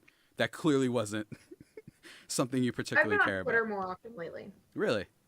That's interesting. Twitter Yeah, is 'cause pretty Game of great. Thrones memes. Oh yeah, Game of Thrones is great for that. But even still before that, I was noticing a lot. So yes, you're back on. I hope this satisfies you. We're gonna be talking about Disney brackets, guys. Are you excited? So Yeah. excited. So Disney Pixar bracket, actually. Disney Pixar bracket, my mistake. So for those unfamiliar, if you look up Disney bracket, you'll probably find it. It's like the first image that pops up. It became more popular of a thing like a year ago. So as usual, I am late to something, but we're still gonna do it. We're just gonna all of us go through some of our picks, who we have as our champion. You know, we're also past March Madness. Like I said, we're late on it, but I figured it'd be a fun section to talk about because they always make fun of, or at least Kayla makes fun of me liking Toy Story 3. So I'd like to see what, or not liking Toy Story 3, but crying at the end of Toy Story 3 because that's what Kayla does. She likes to make fun of people a lot for in their down moments. You know what I mean? That's what she likes to do, I think. Jesus. Typical. An attack on me today. Cav, how does it feel not being the target for once? It feels good being on this side. Don't worry, it won't last long because I'm sure you're gonna say something ridiculous when you go through your picks. So just Considering I've only seen like less than half of these movies. for any of the There's no topics way you've been you on, have you have to prepared or had that. any knowledge about? You're shooting like a The 20% clip, right? Everything Say that it you again? everything that you come on and talk about, you have no idea about anything. Like the Oh, supervillain draft, the Fast and Furious, you kind of knew, but everything else, it's just whatever. The first time I looked at this bracket was about 15 minutes ago. Great Really? news. Great news. We were all posting it. You never looked at it then? I Yeah, think I I'm looked mad. at it, but I didn't look at it again because I didn't want to be spoiled for this. I want it to be a surprise. But since Radha has to leave the soonest, Radha, are you ready? We want you to start off. And starting from the top left.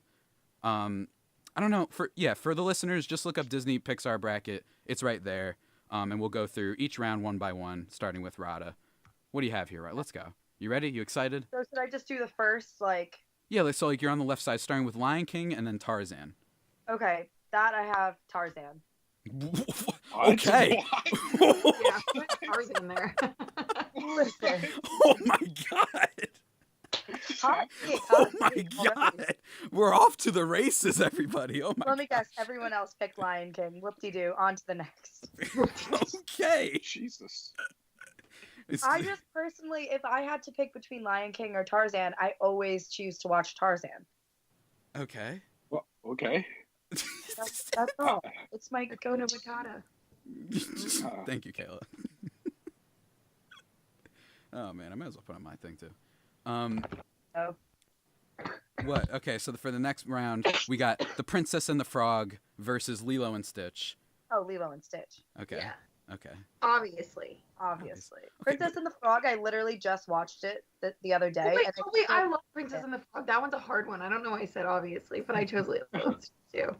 Wait, It's hard because one is like a classic and the other one's like recent. Yeah, that's true. Hold on, wait, Radha, you really picked Tarzan over the Lion King? What just happened? I can't get. That was not what I was expecting at all. UMBC. It's Yeah, funny 'cause this is now the that UMBC Javi's turned on his Virginia. Video, I can actually see him like yelling at me. She burst out Really crying. worse about Yeah, you get all myself. my dumb reactions and my ugly face. I got you. Oh my All right, so. Okay, so Lilo and Stitch moving on. What do you got between Tangled and Big Hero 6? Tangled. Okay. I've never seen Big Hero 6, nor do I It was want to. good. Mm-hmm. These are I've both. never even These are both heard quite of good. Big Hero I think these 6. are both good. But yeah, this is one of the I picked Big Hero 6. Spoiler alert, just for my bracket whenever I say it. But I understand the thanks Tangled a lot. thing. I like Tangled too. Tangled's good. It's just a little bit too. I don't know. I It love feels like the I've seen music that story a Tangled. lot. The music is good though. The music is good. And now the next matchup, arguably probably prominently known for its music. That's Frozen versus Moana. Now, first of all, I have to say these should not be going up against each other in I the first agree. round. This is like Yeah. Villanova taking on Virginia in the first round, basically. To use another school that someone's from in this chat for reference. Villanova last year taking on, not this year. Yeah. Who do you have here, Radha? I have Moana. Okay, Wow. respectable. It's fine. Hey, it's got The Rock. Cav, I know you're super pro Rock. I know you've seen this movie like a dozen times. You're a big fan. I've seen. He's a Moana. You want to know when the first time I saw Moana was? When was that? Last summer. Really? Yeah. Interesting. It's not that old, right? No, it's not that old at all. Yeah. Oh, wait, no, I'm thinking of Frozen. That's semi-old, Frozen right? Came out, Frozen's I think, the one, yeah. year of school. Yeah, Frozen's the one. I saw that like a year and a half ago for the first time, actually. Oh, wow. So for the next matchup, Aladdin versus Hercules, who you got? Aladdin. That's a big one too. What? Aladdin. Aladdin? 100%. Okay, Aladdin. That's fine. I agree. Wait, Kayla, what do you mean a big one? Which are you referring to? Aladdin versus Hercules. That's a big one. Oh, I'm semi-big. I feel like Hercules hasn't been talked about since like 1999 maybe, but I don't know. Hercules is fine. He's fine. He's just he's fine. All right. So for the next one, The Little Mermaid versus Pocahontas. Now you have kind of a responsibility to make the right choice here, I must say. The Little Mermaid. That was. What just happened? I'm saying Pocahontas does not age well. It does not age. Oh my God! I understand why Kayla's laughing. Oh no! Oh no! I was about to be like, would you pick Pocahontas over The Little Mermaid? Like, are you kidding me? No. You were like, she's Indian. It's about No, I just understood why you laughed too. That is not what I meant. Oh, I had my Kayla/Radha moment for when we were watching the Marvel movies. Oh my goodness. I was like, No, what I meant Already was. off the rails. What's funny is that's at least the 12th most offensive thing that's ever been said on the show. What I really meant though is Pocahontas does not age well at all, just in terms They're not of making a live what it's remake about. of it, so like obviously it didn't do well. Mm-hmm. Hey, the listeners didn't know that you were Indian, perhaps. So that's another thing. They didn't know for sure. I was like, Kayla, are you okay? You had like a heart. Then I got it, and I was like, oh no. She honestly forgot what we were doing. She just thinks we're having like a normal conversation right now. Yeah, pretty much. So you said you have Little Mermaid, correct? Yeah.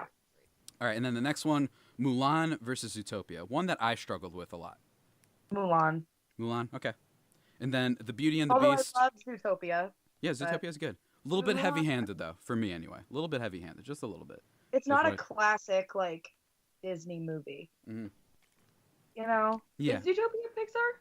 No, Yeah. right? No, that's DreamWorks. Disney. I think that's DreamWorks, actually. Oh, why is it in here? That's Is strange. it? I think Disney doesn't own DreamWorks. No, I know. That's what I'm saying. We have a scandal on our hands. That's what I'm saying. Like, No, Zootopia is definitely Disney because someone came to talk to my school about it. oh, okay, flex. We got a sneak preview. Let me see here. All right, well, I looked that up. Radha, who do you have winning between The Beauty and the Beast and Nightbird Before Christmas? Beauty and the Beast. Okay, that's cool. That's cool. I like it. Cav, is Cav Jack Skellington? I don't know. I feel like he's got a Jack Skellington thing going on. Just a little bit. Yeah. My brother Liam's Jack Skellington. We call him that. Oh, okay. I see that. It actually is Disney, by the way, Zootopia to confirm. I thought it was DreamWorks. I don't know why I thought that, but anyway.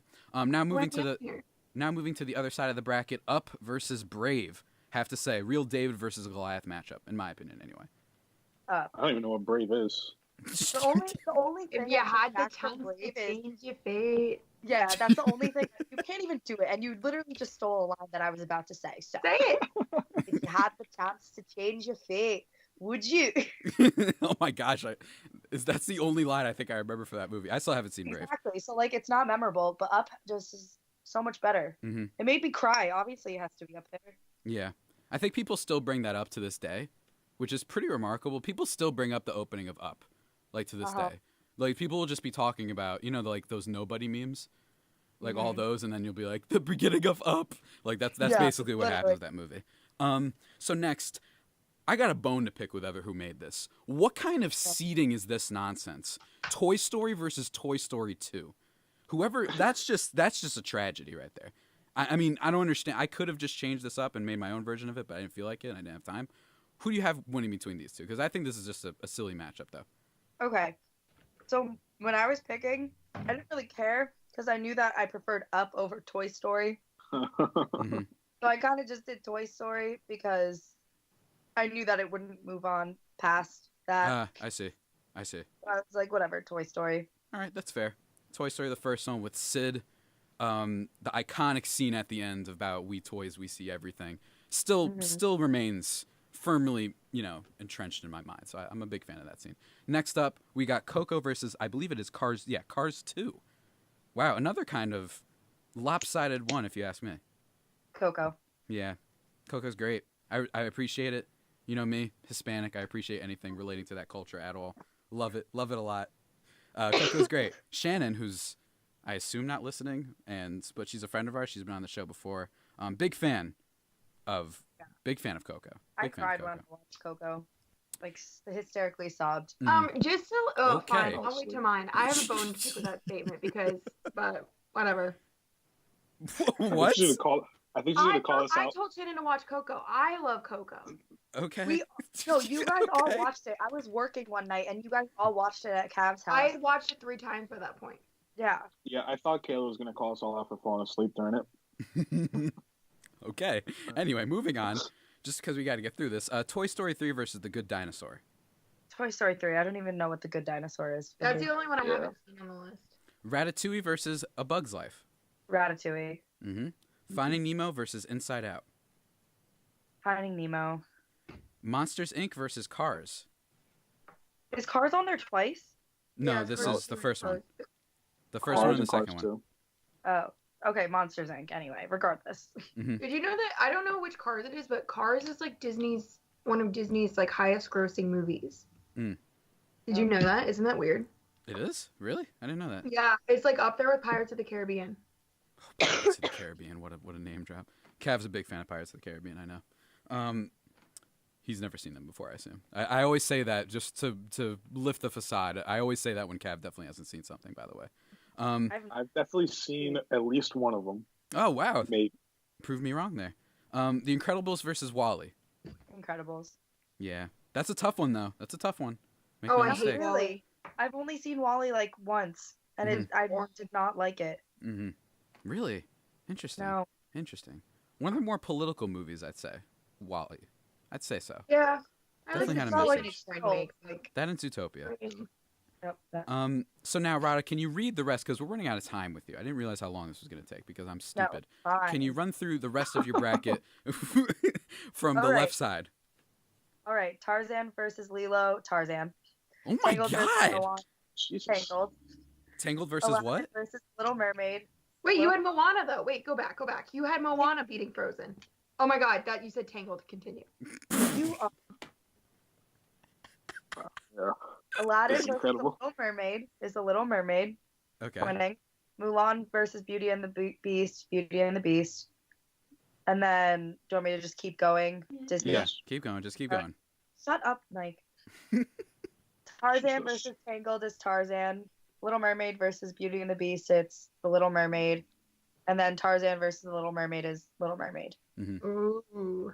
Wow. And then on the other side, it's Up versus Toy Story. Up will win. Coco voices.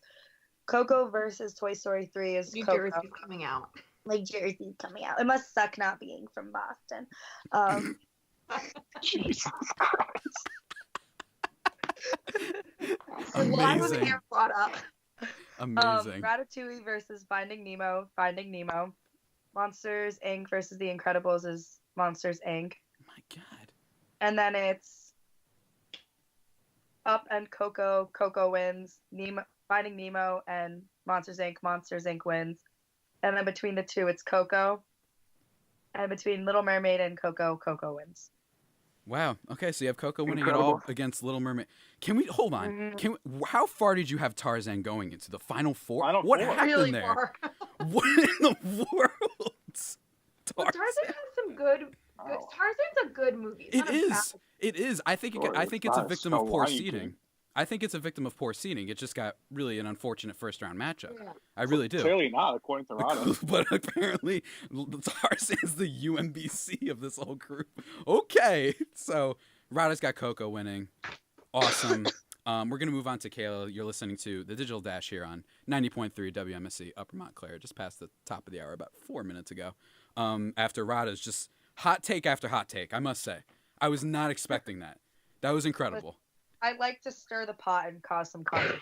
Yeah, and including my little slip up with the, what was it? Pocahontas versus The Little Mermaid that we won't talk about. Kayla, let's start. Lion King versus Tarzan. Just go through your picks now, please. Let's see what happens here. Lion King. Okay. Easily. Yes. I think that's fair. Should I just go down the list? Yeah. Okay. So then Princess and the Frog versus Lilo, which I really like Princess and the Frog, but I like Lilo more. So Lilo and Stitch. Tangled versus Big Hero 6 is Tangled. Frozen versus Moana, which is, I think, a very unfair seeding as well. I would argue that this is the most iconic mashup of everyone, but yeah, out of all the matchups, yeah. And then Aladdin versus Hercules. I said Aladdin, even though I think that one's hard too. Little Mermaid versus Pocahontas. I said Little Mermaid. Mulan versus Zootopia. Cav's gonna say Pocahontas now, by the way. He's definitely going to. I know what you're planning. Beauty and the Beast versus Nightmare Before Christmas. I said Beauty and the Beast. Should I finish the side and then go to the other side, or should I go to the other side and? Yeah, actually, that's definitely the better way. See, this is why Kayla's on the show. She's smarter than me. Definitely finish the side you're on right now, so there's more continuity. So then I had Lion King versus Lilo and Stitch, and Lion King wins. Tangled versus Moana wins. Aladdin versus Little Mermaid, and Aladdin wins. Mulan versus Beauty and the Beast, and Beauty and the Beast wins. So then it's Lion King versus Moana. This is where it gets hard. Like, these are 4 good movies. And I did say Lion King, but I still am uneasy about that, but it doesn't matter in the end. Spoiler alert. Aladdin versus Beauty and the Beast. I said Beauty and the Beast. So then I had Lion King versus Beauty and the Beast. And the winner of this side is Beauty and the Beast for me. Hey, I respect it. You what was yours, Radha? Radha's, what was it? Which Little Mermaid? Little Mermaid? Oh, okay. yeah. See, so that's one of the hot takes. I posted this on my story on Instagram, and I got a lot of messages about it. And one of the hot takes was letting Aladdin beat Little Mermaid. A lot of people did not like that. That's really close. It's really close. I think the seating was done very poorly. Whoever made this, come on. Yeah. Like, what are you doing? What are we doing with this? You know, like how is what's it called? Toy Story going against Toy Story 2? Like, this is just a little bit. I'm like, see ya both, but yeah, Incredibles and WALL-E, like, that's pretty close, because Incredibles is like a 2-1 seed in my opinion. I just whatever. Anyway, so yeah, we just mentioned Up. What do you have on the right side of the bracket? Okay, so Up versus Brave, which I actually really like Brave, but I said Up. I like Toy Story 2 a lot better than Toy Story 1. Toy Story 2 is the only Toy Story movie of the Toy Stories that did I say that right? Yeah. That I like. I only like Toy Story 2. Okay. Out of the Toy Stories. The takes today. Toy Story 2. Coco versus Cars 2. I said Coco, obviously. Toy Story 3 versus The Good Dinosaur. I said Toy Story 3 only because I've never seen A Good Dinosaur. Ratatouille versus A Bug's Life. I said Ratatouille. Bug's Life creeps me out. A Bug's Life creeps me out. Oh my god, it scared me so much as a kid. Those flying crickets, I hated them. Yeah, that creeps me out. I mean, Ratatouille can be. My mom, if she's listening, she hates Ratatouille because she hates rodents. That's her thing. But he's so nice. Radha, it's okay. It's okay. You don't have to message me. I know you have to leave soon. It's okay. All right. Goodbye. All right, Radha's got everybody. She had Coco winning and somehow had Tarzan in the final 4. So there's that. So yeah, have fun with whatever, or good luck with whatever you're going to for your appointment. Like, I don't have strap. Yeah, definitely hope for that. All right, see you around. Bye. All right, so that's bye for now. It's just me, Kayla, and Cav talking about our Disney brackets. Where were you, Kayla? Finding Nemo and Inside Out. I said Finding Nemo. Mm-hmm. Monsters Inc. and Cars. I said Monsters Inc. And Incredibles versus WALL-E. I said Incredibles. Okay. So now we're on the round of it's not 32, but that second round. Now 8. Yeah. So Up versus Toy Story 2. I actually said Toy Story 2 over Up. Whoa. Coco versus Toy Story 3. I said Coco. Ratatouille versus Finding Nemo. I said Finding Nemo. Monsters Inc. versus Incredibles. I said Incredibles. Okay. So Toy Story 2 versus Coco. I said Coco. Okay. Finding Nemo versus Monsters Inc. I said Monsters Inc. And then Coco versus Monsters Inc. I said Coco. So my final 2 were Beauty and the Beast and Coco, and I said Coco. Wow. Wow. Wow. Two I Cocos. didn't go into this saying, "Oh, Coco's gonna win." It just came out of it. I didn't know Coco was gonna win until it won. That's the fun about it. It's not necessarily. And I got a lot of messages about it, a lot of hate. There might be a little recency bias, in my opinion, but still, Coco's quite good. I agree. There's a little bit, just because Coco's fresh off the mind. It was the last big one that came Shanna out. did not like Coco first. I liked Coco first, and I told her to start watching Coco. That was my discovery. Hey, I understand. Hey, I complained about when... We believe you. I complained when you brought up the other day that people say you look like Karen Gillan, I think is how it's... And I've literally been saying that for the longest you're one of the time. people. I know. It's just... I mentioned that to Cav, and Cav's like, yeah, okay. As usual. And then oh my god, yeah. It's just like, I was just so upset that got brought up now. I was like, I said this so long ago. All right, so now, Cav, I literally cannot wait for what you're going to do. Now, what's funny is there's been so many hot takes on this. I don't know if you could get even more controversial or contentious. I really don't know, but we'll see. Yeah, well, time will tell. All right, so... All right, Lion King over Tarzan, Lilo and Stitch over Princess and the Frog, Tangled over Big Hero 6, only because I've heard Tangled, I've never even heard Big Hero 6. I don't think I've ever seen Tangled. All right, really quickly, how many of these movies have you seen? I'll let you know when I haven't seen one. Okay. I've seen Princess and the Frog, I don't think I've seen. Mm-hmm. Tangled, Big Hero 6, haven't seen. That's three so, of the first, like 6? 8, yeah.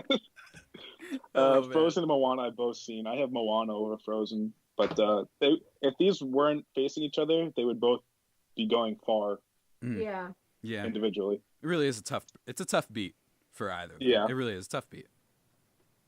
Aladdin over Hercules. I don't think I've ever seen Hercules. Mm-hmm. Little Mermaid over Pocahontas. Pretty sure I've seen both of them. I have Zootopia over Mulan. If I saw Mulan, it was a long time ago. Like these last 4, Nightmare Before Christmas, I think I may have seen it and just didn't like it. Beauty and the Beast, I may have seen like half of it. Right. So I have Beauty and the Beast over Nightmare Before Christmas, Zootopia over Mulan, and then I have Lion King over Lilo and Stitch, Moana over Tangled, Aladdin over Little Mermaid, Zootopia over Beauty and the Beast. And then Lion King over Moana, Aladdin over... Oh, wait a minute. Zootopia over Aladdin. Okay. And Lion King over Zootopia. And then on the other side of the bracket, I have Up over Brave. Never even heard of Brave. She's the one with the red, huge, curly hair. You definitely saw a trailer for it. You probably saw a trailer for it once. I feel like most people saw a trailer for it. If you say so. Toy Story over Toy Story 2. Okay. Coco over Cars 2. Toy Story 3 over The Good Dinosaur. I don't think I've ever seen The Good Dinosaur. Also, we're getting to the point in the Toy Stories where I'm not completely sure if I've seen them. Okay. There's so many. They just all kind of merge together. Okay, hold on. You can't say there's so many like this is the Marvel movies. There's been 3 movies. Other Disney movies. Yeah, but like... Oh, yeah, they're the most sequelized out of all of them, yeah. Or Lilo and Stitch technically has a lot. But most people don't talk about them the same way. I watched that TV show. I did too. I remember playing the sandwich game on Disney.com, I remember. Oh, yeah. Yeah, that was a big one. All right, keep going, Kev. Ratatouille over A Bug's Life. I have seen The Bug's Life. Yes, I have. Finding Nemo over Inside Out. I don't think I've seen Inside Out. No. Monsters, Inc. over Cars, and The Incredibles over WALL-E. I actually have seen WALL-E. I forgot about that. And then I have Toy Story 1 over Up, Coco over Toy Story 3, Finding Nemo over Ratatouille, and Monsters, Inc. over Incredibles. Then I have Toy Story 1 over Coco. And I haven't finished this. It's been a tough one. I think that Of course he did. This is Finding Nemo versus Monsters, Inc. This is weighing on my mind since this started. I saw the matchup coming, and it's so tough for me. I think I'm going to say Monsters, Inc. for this one. The way I would do it is which one, which I think that's where the recency thing comes into effect too, but which one would you rather watch right now? If you could watch one right now, which one would you watch? Mm-hmm. Both. Thanks, Kev. Thanks, honestly, like these are probably two of my favorite Disney movies, and they're like probably I would have to flip a coin if I were to decide which one to watch right now. I would flip a coin. Oh. So I'm gonna go with Monsters Inc. because I think I like that one more. You remind me of Marlon. Yeah. Oh no! Oh dear! Oh dear! All right, just power through, man. Just that was a burn. Oh, Alex just texted really quickly. I know. Alex, I chose to ignore it. I chose to ignore it. I elected to. I mean, he's not it. wrong.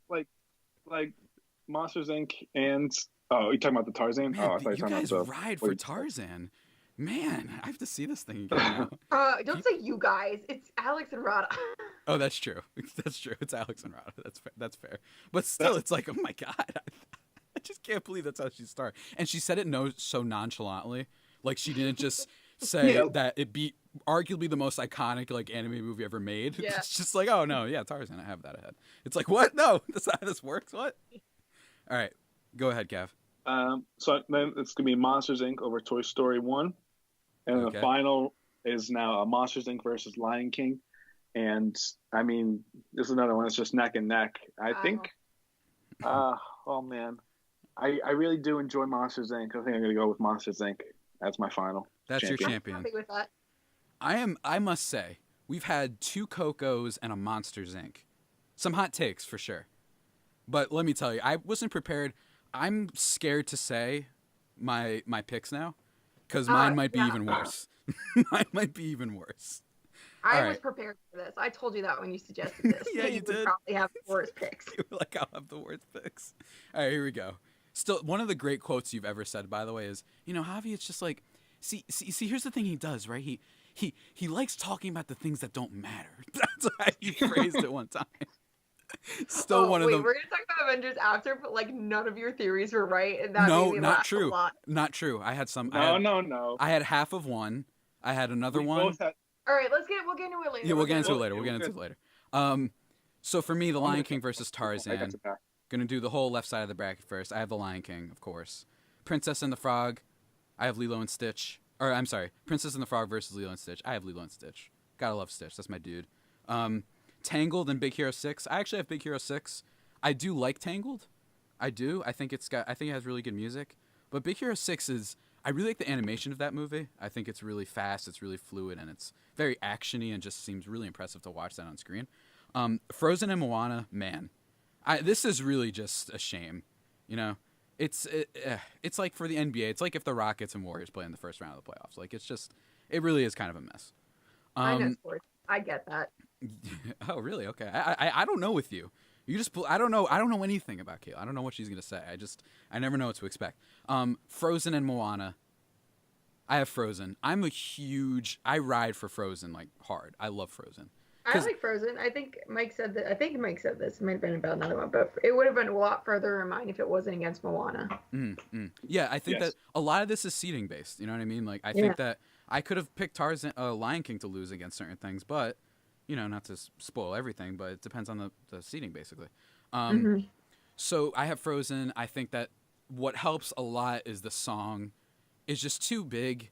The song is just so good. Let It Go, of course. It's way too good, and it has like 80 cajillion views. At first, I didn't watch Frozen because I pulled the hipster thing and got annoyed by how much people were talking about it, so I rebelled, I guess, and protested. Oh, really? So I just kind of protested. I was like, no. But it's a really heartwarming story, and it's a movie about sisters, and I think we don't get a lot of movies about sisters, so that's kind of cool. We get father, son, we get brother, we get brother and sister. Don't get a lot of sister movies. We get brother bear. Yeah, we get Brother Bear even. Yes, exactly. Shouts to Brother Bear. Then Aladdin versus Hercules, I have Aladdin. Little Mermaid versus Pocahontas. Little Mermaid. Pocahontas, man. People wonder, like, hey, why are we so politically correct these days and all that? This is why, because Pocahontas just doesn't age well at all. It's just, oh, man. I like talking with my mom about this whenever I'm just like, do you remember how you studied the Revolutionary War? Or not even the Revolutionary War, just the Pilgrimage and the Mayflower and all that when we're growing up. And then there's just a skip. And all of a sudden we're at the Revolutionary War. Yeah. Like growing up, they just skip it. It's really funny looking back. So there's that. Mulan and Zootopia. This one was kind of close too, but I gave the edge to Zootopia just because I haven't seen Mulan in a really long time. But I do have a feeling that I would pick it. Mulan is the best music out of any Disney movie ever. Really? All right, there's another take for you, everybody, ladies and gentlemen. There's a soundbite. I have a feeling if I saw Mulan, I might like it more. I'm not that big into Zootopia, but this is a seating thing. I just think Zootopia is a little heavy-handed with the themes it's trying to get across. But still, I like the animation, and I like Jason Bateman. Beauty and the Beast versus Nightmare Before Christmas. I picked Nightmare Before Christmas. I just like the visual aesthetic of that movie. It's unlike basically any other movie on this list. It's got a weird, I don't even know how to describe it, like a what's that called when you move the, I don't know, whatever. Anyway. Stop motion? Yeah. Wait, what did you just say? I totally just, I didn't hear what you said. Motion. What? It's stop motion. Yeah, there we go. Stop motion. Thank you so much. I like the look of it, and it's creepy, and it's weird, and Jack Skellington's weird, and the dog's weird, and Sally's, it's just weird, and I appreciate it. And shout out to Tim Burton, weird director. Lilo and Stitch versus The Lion King. I'm going to say it. I saw Lilo and Stitch the other day because I have to prepare for a podcast I'm doing. I love Lilo and Stitch. It's been a while since I've seen it. I have my Stitch shirt. Of course, I'm very pro Stitch. I have 2 plush dolls of him at home. I was going to say, you've always been a Stitch stan. Yeah, I really do. I do ride for Stitch, like heavy. I love Stitch. I forgot about how adorable he is a little bit. I mean, it's just incredible. The turn he has. What a pivot for my guy Stitch. Seriously, if we're talking about career pivots, Stitch really is up there. Big Hero 6 versus Frozen. I have Frozen. Still like Big Hero 6, but Frozen, I just think it's really unique, and I think that movie gets only criticism sometimes because people are like, oh, no, it's overrated and all that stuff, and that's not true. I think it's actually quite good. Then I have, Aladdin versus The Little Mermaid. I have actually The Little Mermaid. I really like that movie. It's been a while, though, for both of these. I can't really remember it. Looking forward to the new Aladdin live-action movie. I hope that's good. Finally get a good Will Smith movie for once. So it's been a while since that, but I like the music and How dare you? What? Good Will Smith movie, unbelievable. It's been a while, man. Every movie Will Smith has ever been in. Have you been seen incredible. Suicide Squad, Kev? He wasn't in that movie. Yes, he was. No, he wasn't. Okay, fine. Oh, y'all jokers must be crazy. Oh, man, that movie's something. So next up I have, Zootopia versus Nightmare Before Christmas. I have Zootopia. But again, don't love the movie. It's just seating based that I just like it more than what it was up against. Then I have Lilo and Stitch versus Frozen. I have Lilo and Stitch going to the Final Four. I love Lilo and Stitch. It just works. Not too long. I think he's adorable. And I just have a soft spot for the character himself. Or itself. I don't know if it has a clear gender. I don't really know. But I do appreciate it. Don't love the movies, but Stitch Has the Glitches is solid. Stitch the movie, I like the TV series, but just the movie itself I think is really great. Next up I have, we got here? The Little Mermaid versus Zootopia. I have Zootopia. Again, don't even like Zootopia that much. I wish this was seated elsewhere, but hey, Zootopia kind of snuck in there. It's like Villanova that one year, when they really weren't that good. Also, like, you say you don't like it that much, but that's 3 more movies, then you like it more. Like, that's 3 movies you like it for more. Sure. I just think if it was on the other side of the bracket, I could pick at least like 8 things right now that I would pick over Zootopia. We just like Pixar better. Yeah, for sure. Like I said, Zootopia, kind of like Villanova 2 years ago when they really didn't have anybody on their side of the bracket, and that's kind of why they advanced for their second championship. They got shots at Kayla. It's true. I hate the NCAA. They're great. It's still really hard to do. Let's be honest, that second year didn't have that much on their side of the bracket. Friends with LeBron James. Yeah, I guess. Okay. All right, whatever. They tweeted the other day. And then I have Lilo and Stitch in the final over Zootopia. Then, yeah, that's my take. Up over Brave, kind of obviously. Never mind. Sorry. Toy Story versus Toy Story 2. This was incredibly hard. I love both of these movies. I've argued that I think it's one of the few trilogies ever where the movies actually get better. I think that Toy Story 3 is arguably better than 2, and 2 is arguably better than 1. But for sake of just the moment we're in, I'm going to go with the first Toy Story, if for just one reason being I love the ending when he's like, we toys, we see everything. I just love the ending, the rocket. I just think it has the more iconic moment between the two. So I have Toy Story. Coco over Cars 2, kind of self-explanatory. Toy Story 3 over The Good Dinosaur. Ratatouille over A Bug's Life. Inside Out over Finding Nemo. Monsters, Inc. over Cars, and The Incredibles over WALL-E. Then, for the second round, Up and Toy Story. I got Toy Story. I like Up, but one of my takes for the longest time, slightly, and I mean slightly overrated. I'm not totally into it. I just think the beginning is so good that the rest of the movie is, like, I mean, it's the tiniest of slivers down. It's still really great, and if it wasn't going up against Toy Story, I might have it advancing farther. Coco versus Toy Story 3. Toy Story 3, I kind of want Toy Story 3 to win just to spite Kayla and her making fun of me for the fact that I cried at the end of that movie when I saw it in theaters. Yeah, I still remember that. I can't believe it. You just bashed me. You said, how could you watch Toy Story 3? I'm not a fan. All right, I fine. don't know why. Yeah, hey, everyone has their opinion. It's fine. What do we got here? Then we have Ratatouille and Inside Out. I got Inside Out winning. Then I have Monsters, Inc. Or I'm sorry, not Monsters, Inc. It's Monsters, Inc. and versus The Incredibles. I have The Incredibles winning. Moving up to the final 8, it looks like. Well, I can't count. We got Toy Story versus Toy Story 3. I got Toy Story 3 going on. Then Inside Out versus The Incredibles. Believe it or not, Inside Out is advancing. So it's really hard for me. Hard decision, I must say. But I love Inside Out. I think it has a really beautiful message to say about something that I personally care about a lot, which is kind of mental health and stuff like that. And then Inside Out versus Toy Story 3. I have Inside Out in the final. That's right, ladies and gentlemen. I love this movie. It's really great. It's just, I don't know. I think it's an important movie for people to see, too. I think it's one that, there's some friends of mine that I'd recommend seeing it for the people who are like, just be happy. Guess what? That's not how the world works and how the human body works. You don't just decide to be happy someday. Just, I'm adding someone right now that I'm not going to say who it is on air. But, I think it's really important for people to see that message. And between Inside Out and Lilo and Stitch, what is going on? I just got a notification. Get off your soapbox. Cav, who do you think Cav, where are you, by the way? You want to speak? Nah, I was letting you roll. Okay. Okay, whatever. Between these two, it's a toss-up. I would flip a coin if I had one. I'm going to go with... I thought I had it, but now I'm going back on it. I don't know what to do. No, I am good. That was a suggested response. Okay. Yeah, I have Are You Sure?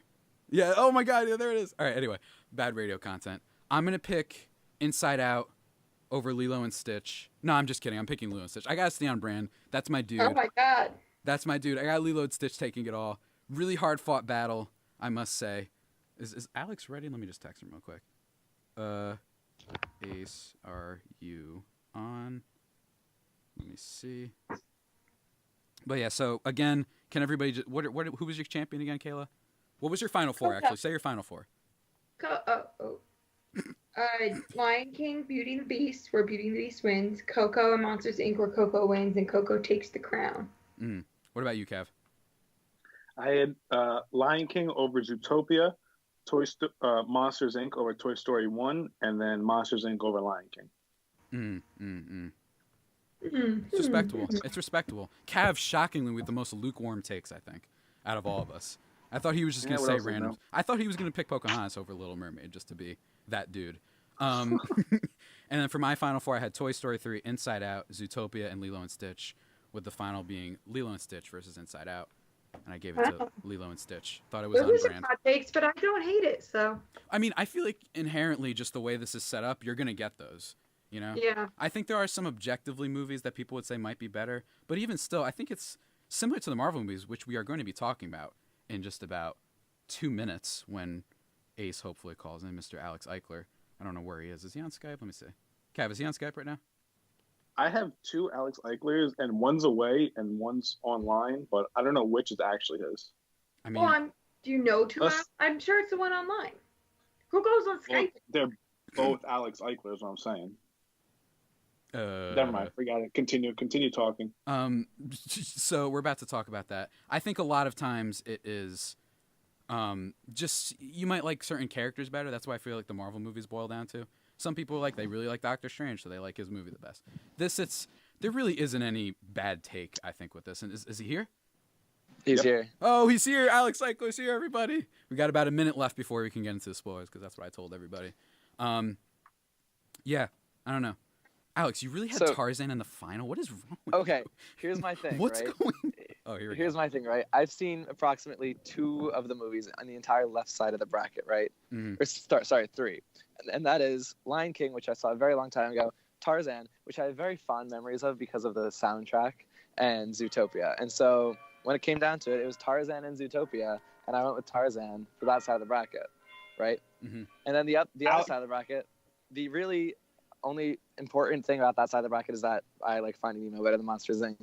And I think that's the correct opinion because Finding Nemo is an excellent movie. And so that was my winner in the end. So it was Nemo over Tarzan. Okay. Whatever, man. Hey, go for it. Whatever. But really quickly, before we talk about Avengers Endgame, we're going to have a couple of messages being played. We'll be right back here on the Digital Dash, guys, and we're going to get into our Avengers Endgame spoiler talk. Be warned, we will be talking about the movie extensively as much as we can before the show ends. Spoilers, if you haven't seen it yet, be aware of that. If you don't care about it being spoiled, then yeah, tune in. It's going to be a fun conversation. So you're listening here to 90.3 WMSC, Upper Montclair. Stay tuned. A lot of hot takes, actually, I must say. Really, there was quite a lot. Tarzan beating Lion King, it was quite something. But now on the line is everybody minus Radha, and joining in is Mr. Alex Eichler. How you doing, bud? I'm great. The new Radha. Yeah, the new Radha. The new Radha. That's exactly right. That sounds like an Iggy Azalea like album. Is it? What was her album called? The New Classic. That's what it was called. I don't know why I thought of that. Anyways. Oh wow, John Leguizamo. That's funny. I was close. Anyway, so guys, we're gonna be talking about Avengers. Let's do 5 minutes of just our spoiler-free thoughts on Avengers, and then move into some spoiler talk. So like I said, everybody, beware. I put this everywhere. There's not many people listening to the show anyway, don't worry. And if you do, you probably saw it on social media. Beware, Avengers spoilers will be coming. But first, how'd you guys like the movie? It was phenomenal. I think it was the perfect like kind of sequel to Infinity War. I think it addressed every single thing that needs to be addressed and set the franchise up like perfectly for the next years to come, I guess. Absolutely. Yeah, I was gonna say, even like beyond just a perfect sequel to Infinity War, it was just like a perfect end to the first 21 movies. This would be 22. Yeah.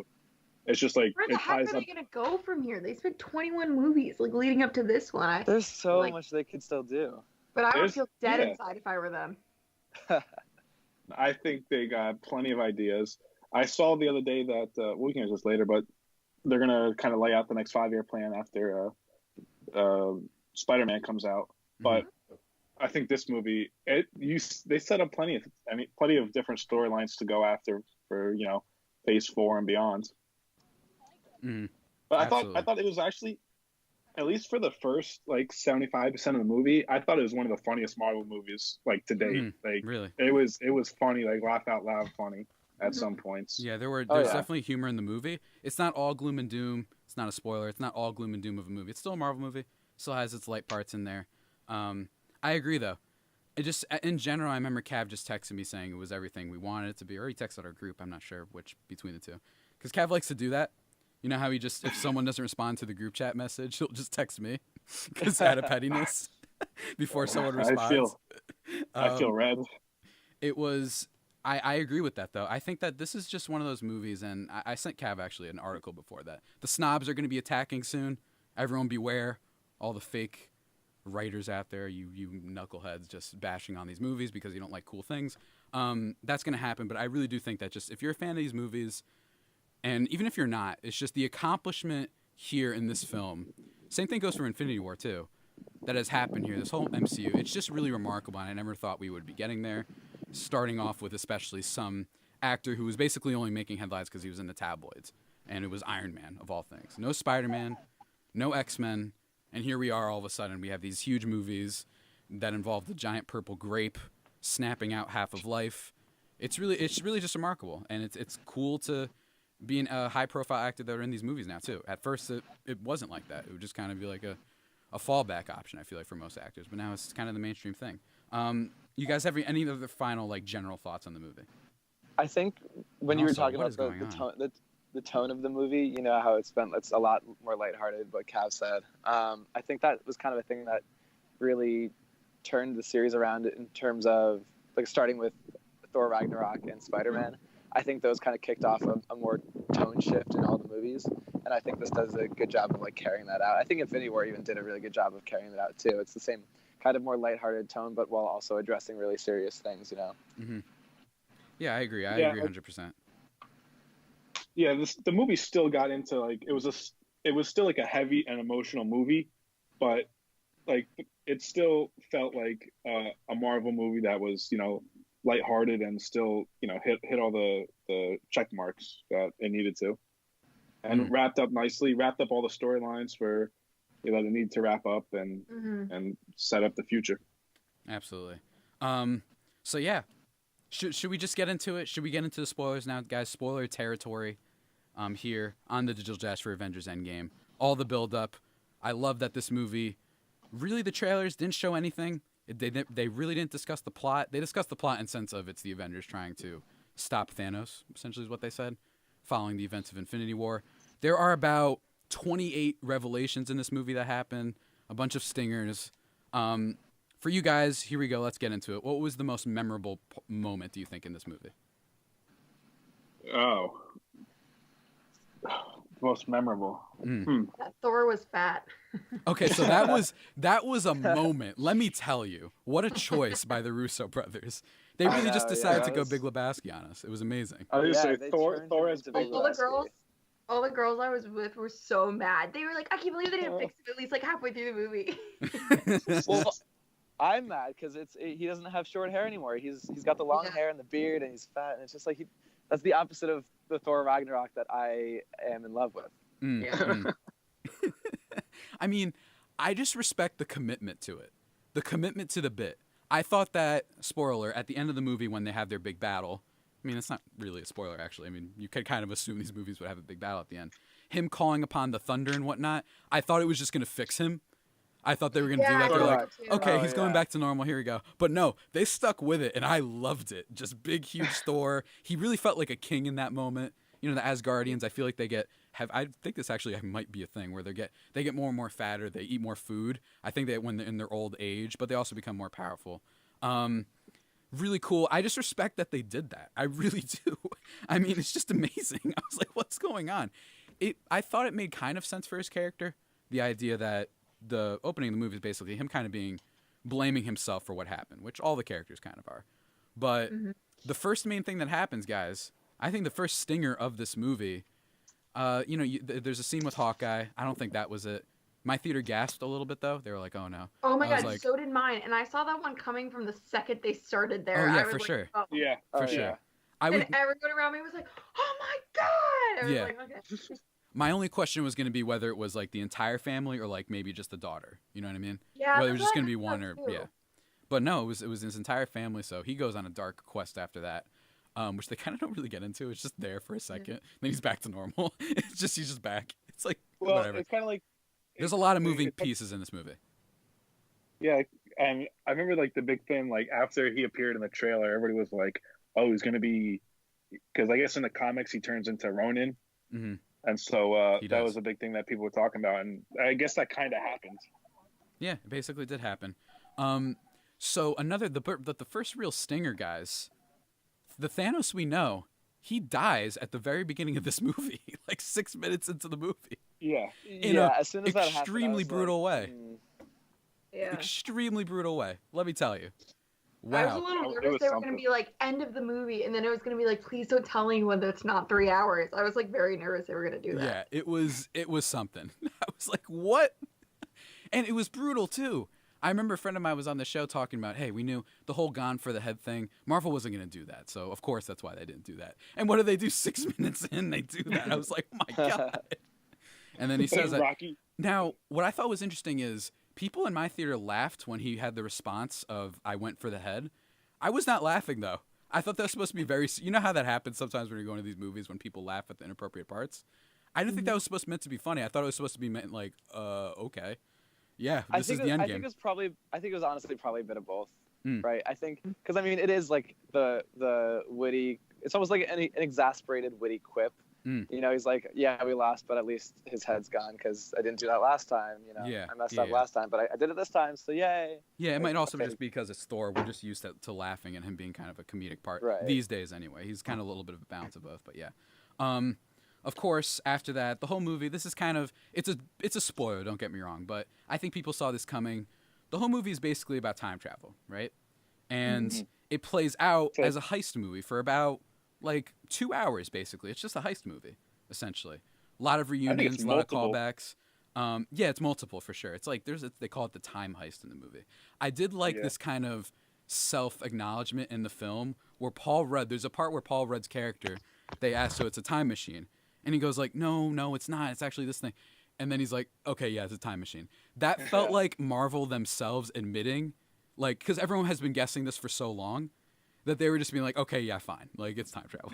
You know what I mean? Like, they tried to pretend for the longest time that's not what they were going to do. But that's what it felt like to me. Maybe I'm reading too much into it. But I enjoyed that. Paul Rudd, very funny in this movie. Oh, yeah. He played a huge role in this movie. Yeah, absolutely. I have friends who hadn't seen Ant-Man, and they were so confused. You need to see Ant-Man to see this movie. Not only do you have to see Ant-Man, you have to see a lot of the movies to appreciate this movie. And I think that's a fair criticism, actually. For once, that I agree with. I think Infinity War, you don't really need to see too much. You really don't. You know what I mean? You just have to have an idea of, okay, these are superheroes. Oh, I recognize one of them. If you had no idea what these people are, chances are you're like, oh, I know who Captain America, Spider-Man, and Iron Man are, right? Most likely, and the Hulk, like kind of the basic people. But then you're like, okay, they're trying to stop this guy from collecting things that can destroy the universe. You know what I mean? It's not, there are things you'll not understand as much, but you can understand it, right? You can still get a basic gist of it. You'll pick up on it. This movie, they travel back in time to previous movies and all these characters, and in the middle of other movies like the original Avengers. That was really cool. When they that was first awesome. went back there, that was really cool. That was really rad. I remember set photos leaked a while back, and that's why I remember people were theorizing maybe they're going to go into other movies, which they did. I like that they went to Thor: The Dark World, arguably the least, like the least beloved Marvel movie, and that's the one they chose to go back for that. I guess it makes sense, but still. Could you imagine if they went back to Incredible Hulk? Oh my gosh, that would be amazing. With Ed Norton. Oh, that would be so good. Ed Norton just pops out of nowhere. He's That'd like, be hey, so guys. good. Or like a poster of him, something like that. That'd be really funny. Well, like so, one of his so movies. let me tell you this. I saw the movie with someone who had not seen Infinity War. Oh. I had to. Before the movie started, I gave the rundown of the entire plot of Infinity War, and I think I did a pretty good job, to be honest. I think because I'd seen the movie 3 times, so at that point I had a pretty firm grasp of exactly what happens in pretty much all Infinity War, and it took about, I don't know, probably 20 minutes to get through it all. But I think even though that you can I think you can still see it without having seen some of the movies. I think it's still kind of relevant. Like you can still you still get the gist of what's going on. Absolutely. So, and then here's a side, like, I love doing my nitpicks and whatnot. When Robert Redford shows up, who's the Secretary Pierce, I think was his name, the bad guy from Winter Soldier. He shows up, same thing with Frank Grillo and all those guys, and they take the scepter and all that. There's a point when they're walking down the elevator, it's really funny, and it's a whole heist thing, and the Secretary's just really aggressively asking for the case, and I'm just like, I would know immediately if this guy was bad. That's Tony Stark and the God of Thunder. Who do you think you are? Like, you know what I mean? I just had that reaction. Yeah, Ant-Man says that, but especially with Pierce, because at least the other guys, they look a little bit mean. You know what I mean? They look mean. They don't say anything though. They're like, okay, we'll take care of it.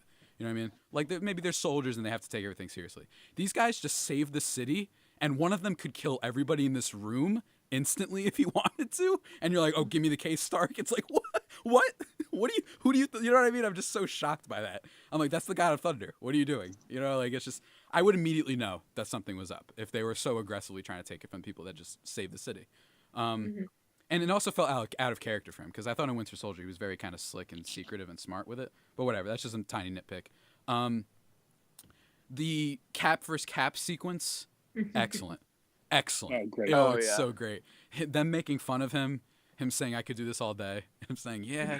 My theater got a big laugh out of that. My mom laughed at that. That was really great. I really enjoyed that. That is America's you know what. Yeah, that is. Thank you for censoring it. That was a really cool sequence. Then they go back in time more. I thought an underrated scene in this movie is actually when Tony Stark talks with his father. I thought that was emotional. I thought that was a great scene, yeah. I thought that was great. Not a lot of people are bringing it up as the top scenes because, in all fairness, there are a lot in this movie. We haven't even gotten into the deaths and the real big moments that happen in this movie. Wait, people die? Yeah, people did die, actually. Which, Spoilers. I was a little bit worried that no one would die because I started thinking about this before the movie. Just not that characters dying by default creates stakes and tension, because that's not true.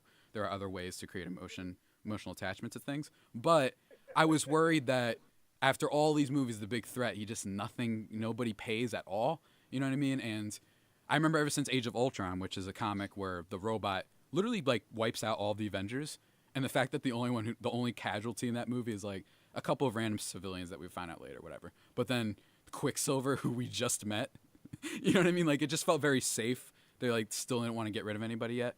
And this movie, let me tell you, they get rid of some people. They get rid of quite a few people. Before we get into the death, though, can I bring up one thing that I really want to talk about? Go for it. Loki's back. Is he though? Is he though? He's got to be.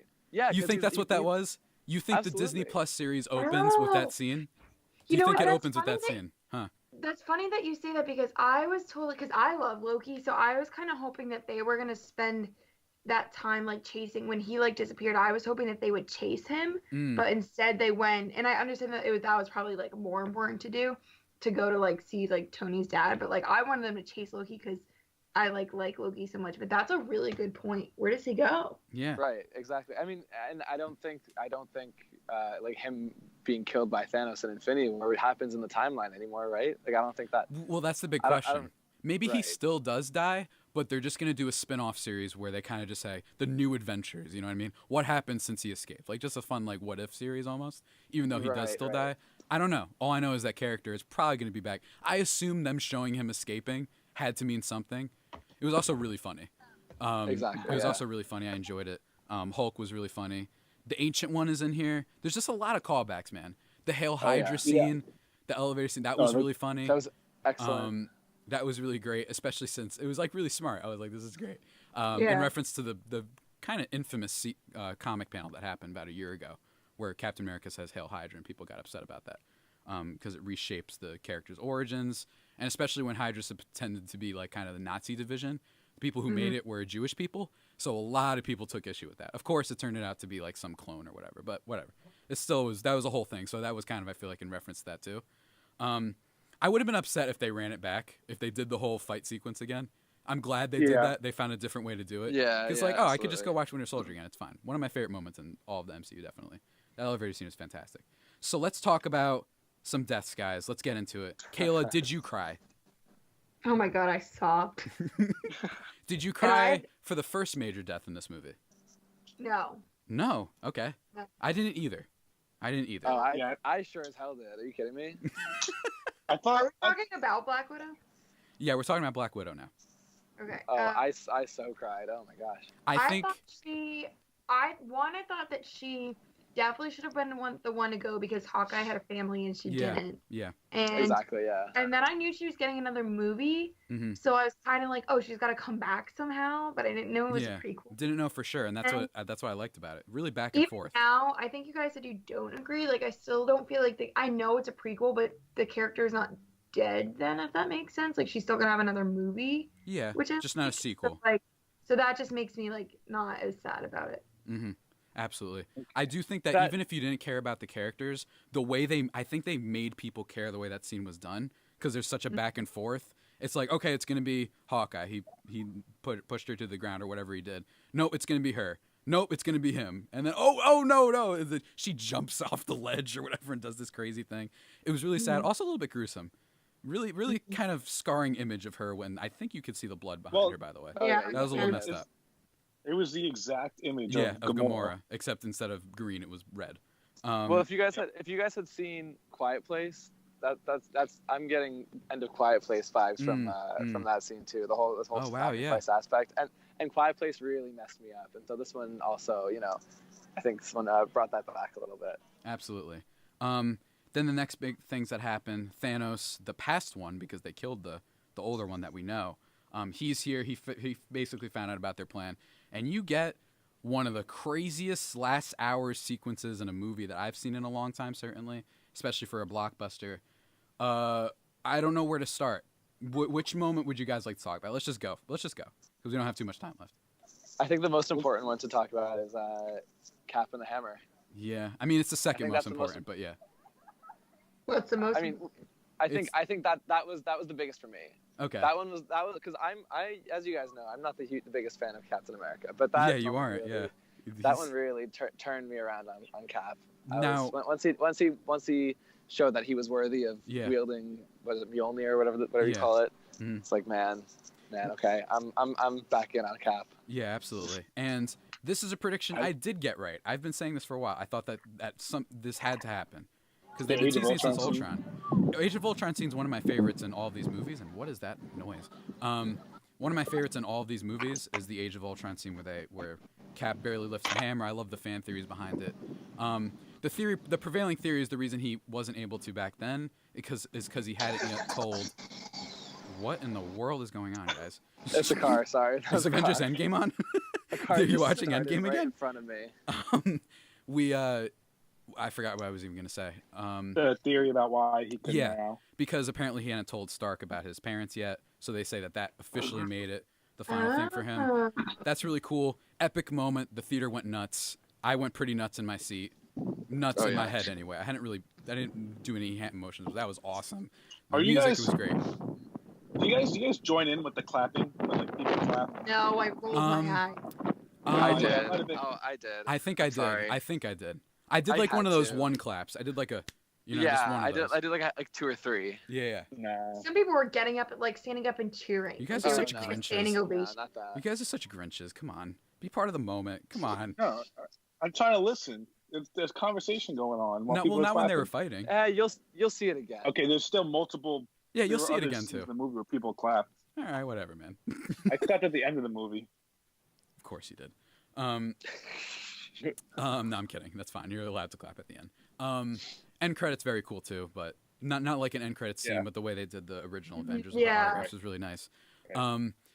Then my favorite shot. I mentioned this to you guys. I think my favorite shot in all of these movies, just like a shot, like an image, I think is Thanos. I thought this was it for a second. I thought Cap was going down. He starts breaking the shield with this ridiculous sword, by the way. I think Thanos is stronger in this movie, by the way, than in Infinity War. I don't know why. It just feels like it. He doesn't even have the stones. I'm like, what's going on? This is unbelievable.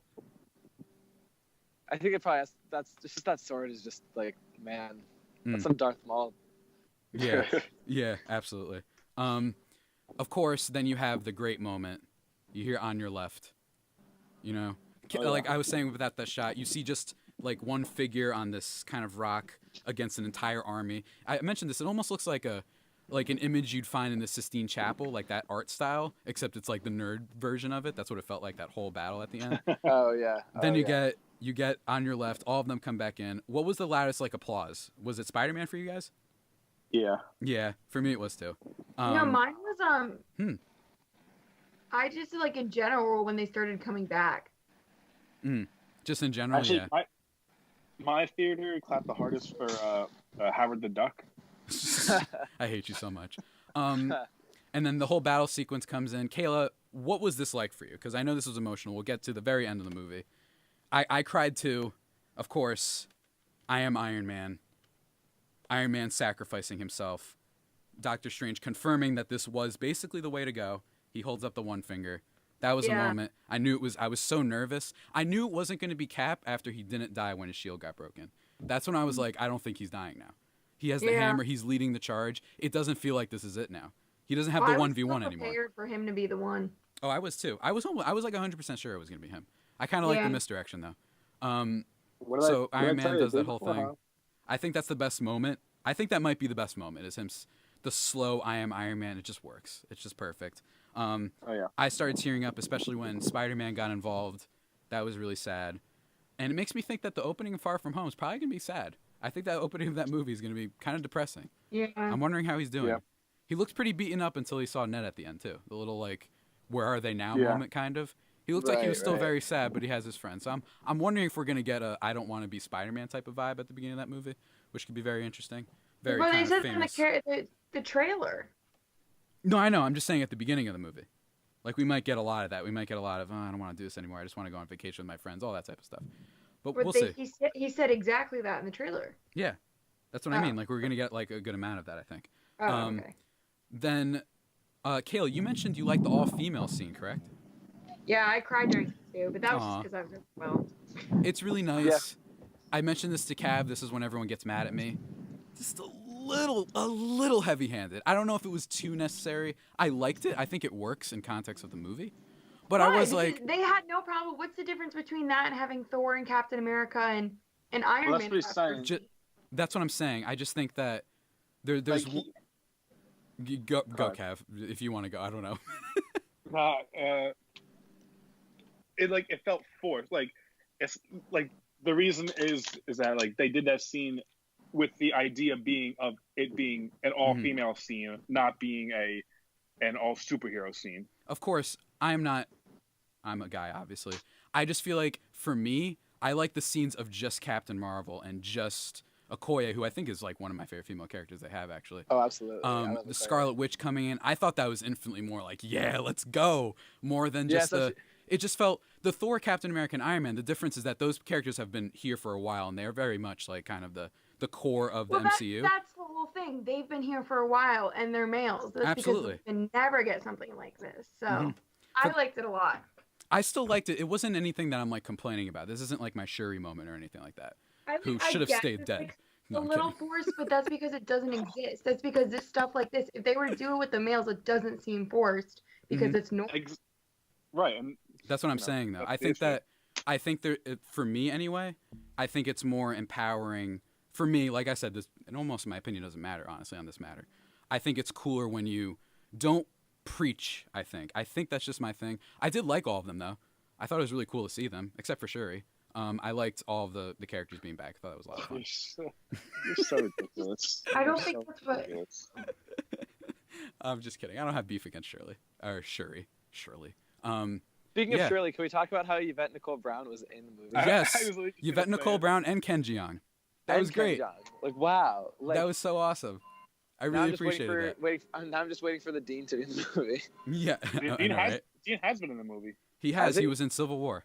At the very beginning, after he gives like a conference talk at MIT. Yeah. He's like, hey, I had this own idea or whatever. But he has that moment in Civil War. Oh, wow. Okay. So, yeah. I didn't hate the scene. I'm not trying to be like that guy or whatever. But I did think just a little bit forced. I didn't think it was necessarily. I think it's cool when they're both fighting at the same time or when you see. So when Elizabeth Olsen appeared on the scene, I was like, oh, let's go. Like, here we go. This is going to be great. I really enjoyed that. And she beat up Fontana's pretty bad, too. Yeah, I mean, he had to call in the substitution, man. He really did last second. Just as we pass the hour, top of the hour here on 90.3 WMC Upper Montclair. Got to wind things up. She really did. Like, she had him beat, but he pulled out, kind of a cheap move, Cheeky, that'd be a terrible word to use right now.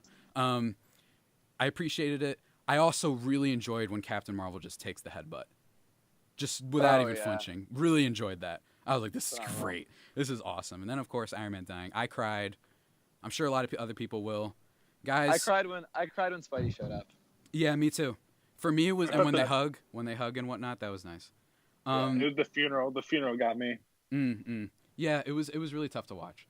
And Spidey looks like he's still beat up about it. So I'm sure we're probably going to get some info on that when Spider-Man Far From Home comes out July 2nd. But for now, guys, wrapping it up. It's been a blast. I love you all 3,000. Thank you so much for being on the penultimate episode of The Digital Dash. Next week is the finale. Ladies and gentlemen, that about does it for today's edition, though. Remember that you can always tune into the show every Monday, but not every Monday, only next Monday now, from 10 to 1 p.m. here on 90.3 WMSC Upper Montclair, or on the iHeartRadio app. What, Kayla? #sad. #sad, indeed. As always, to close things out, it's Journey with separate ways, worlds apart. Remember, everyone, never accept the world for what it appears to be. Dare to see it for what it could be. I'm Javier Reyes, and I hope you guys have a great rest of your day. See you next time.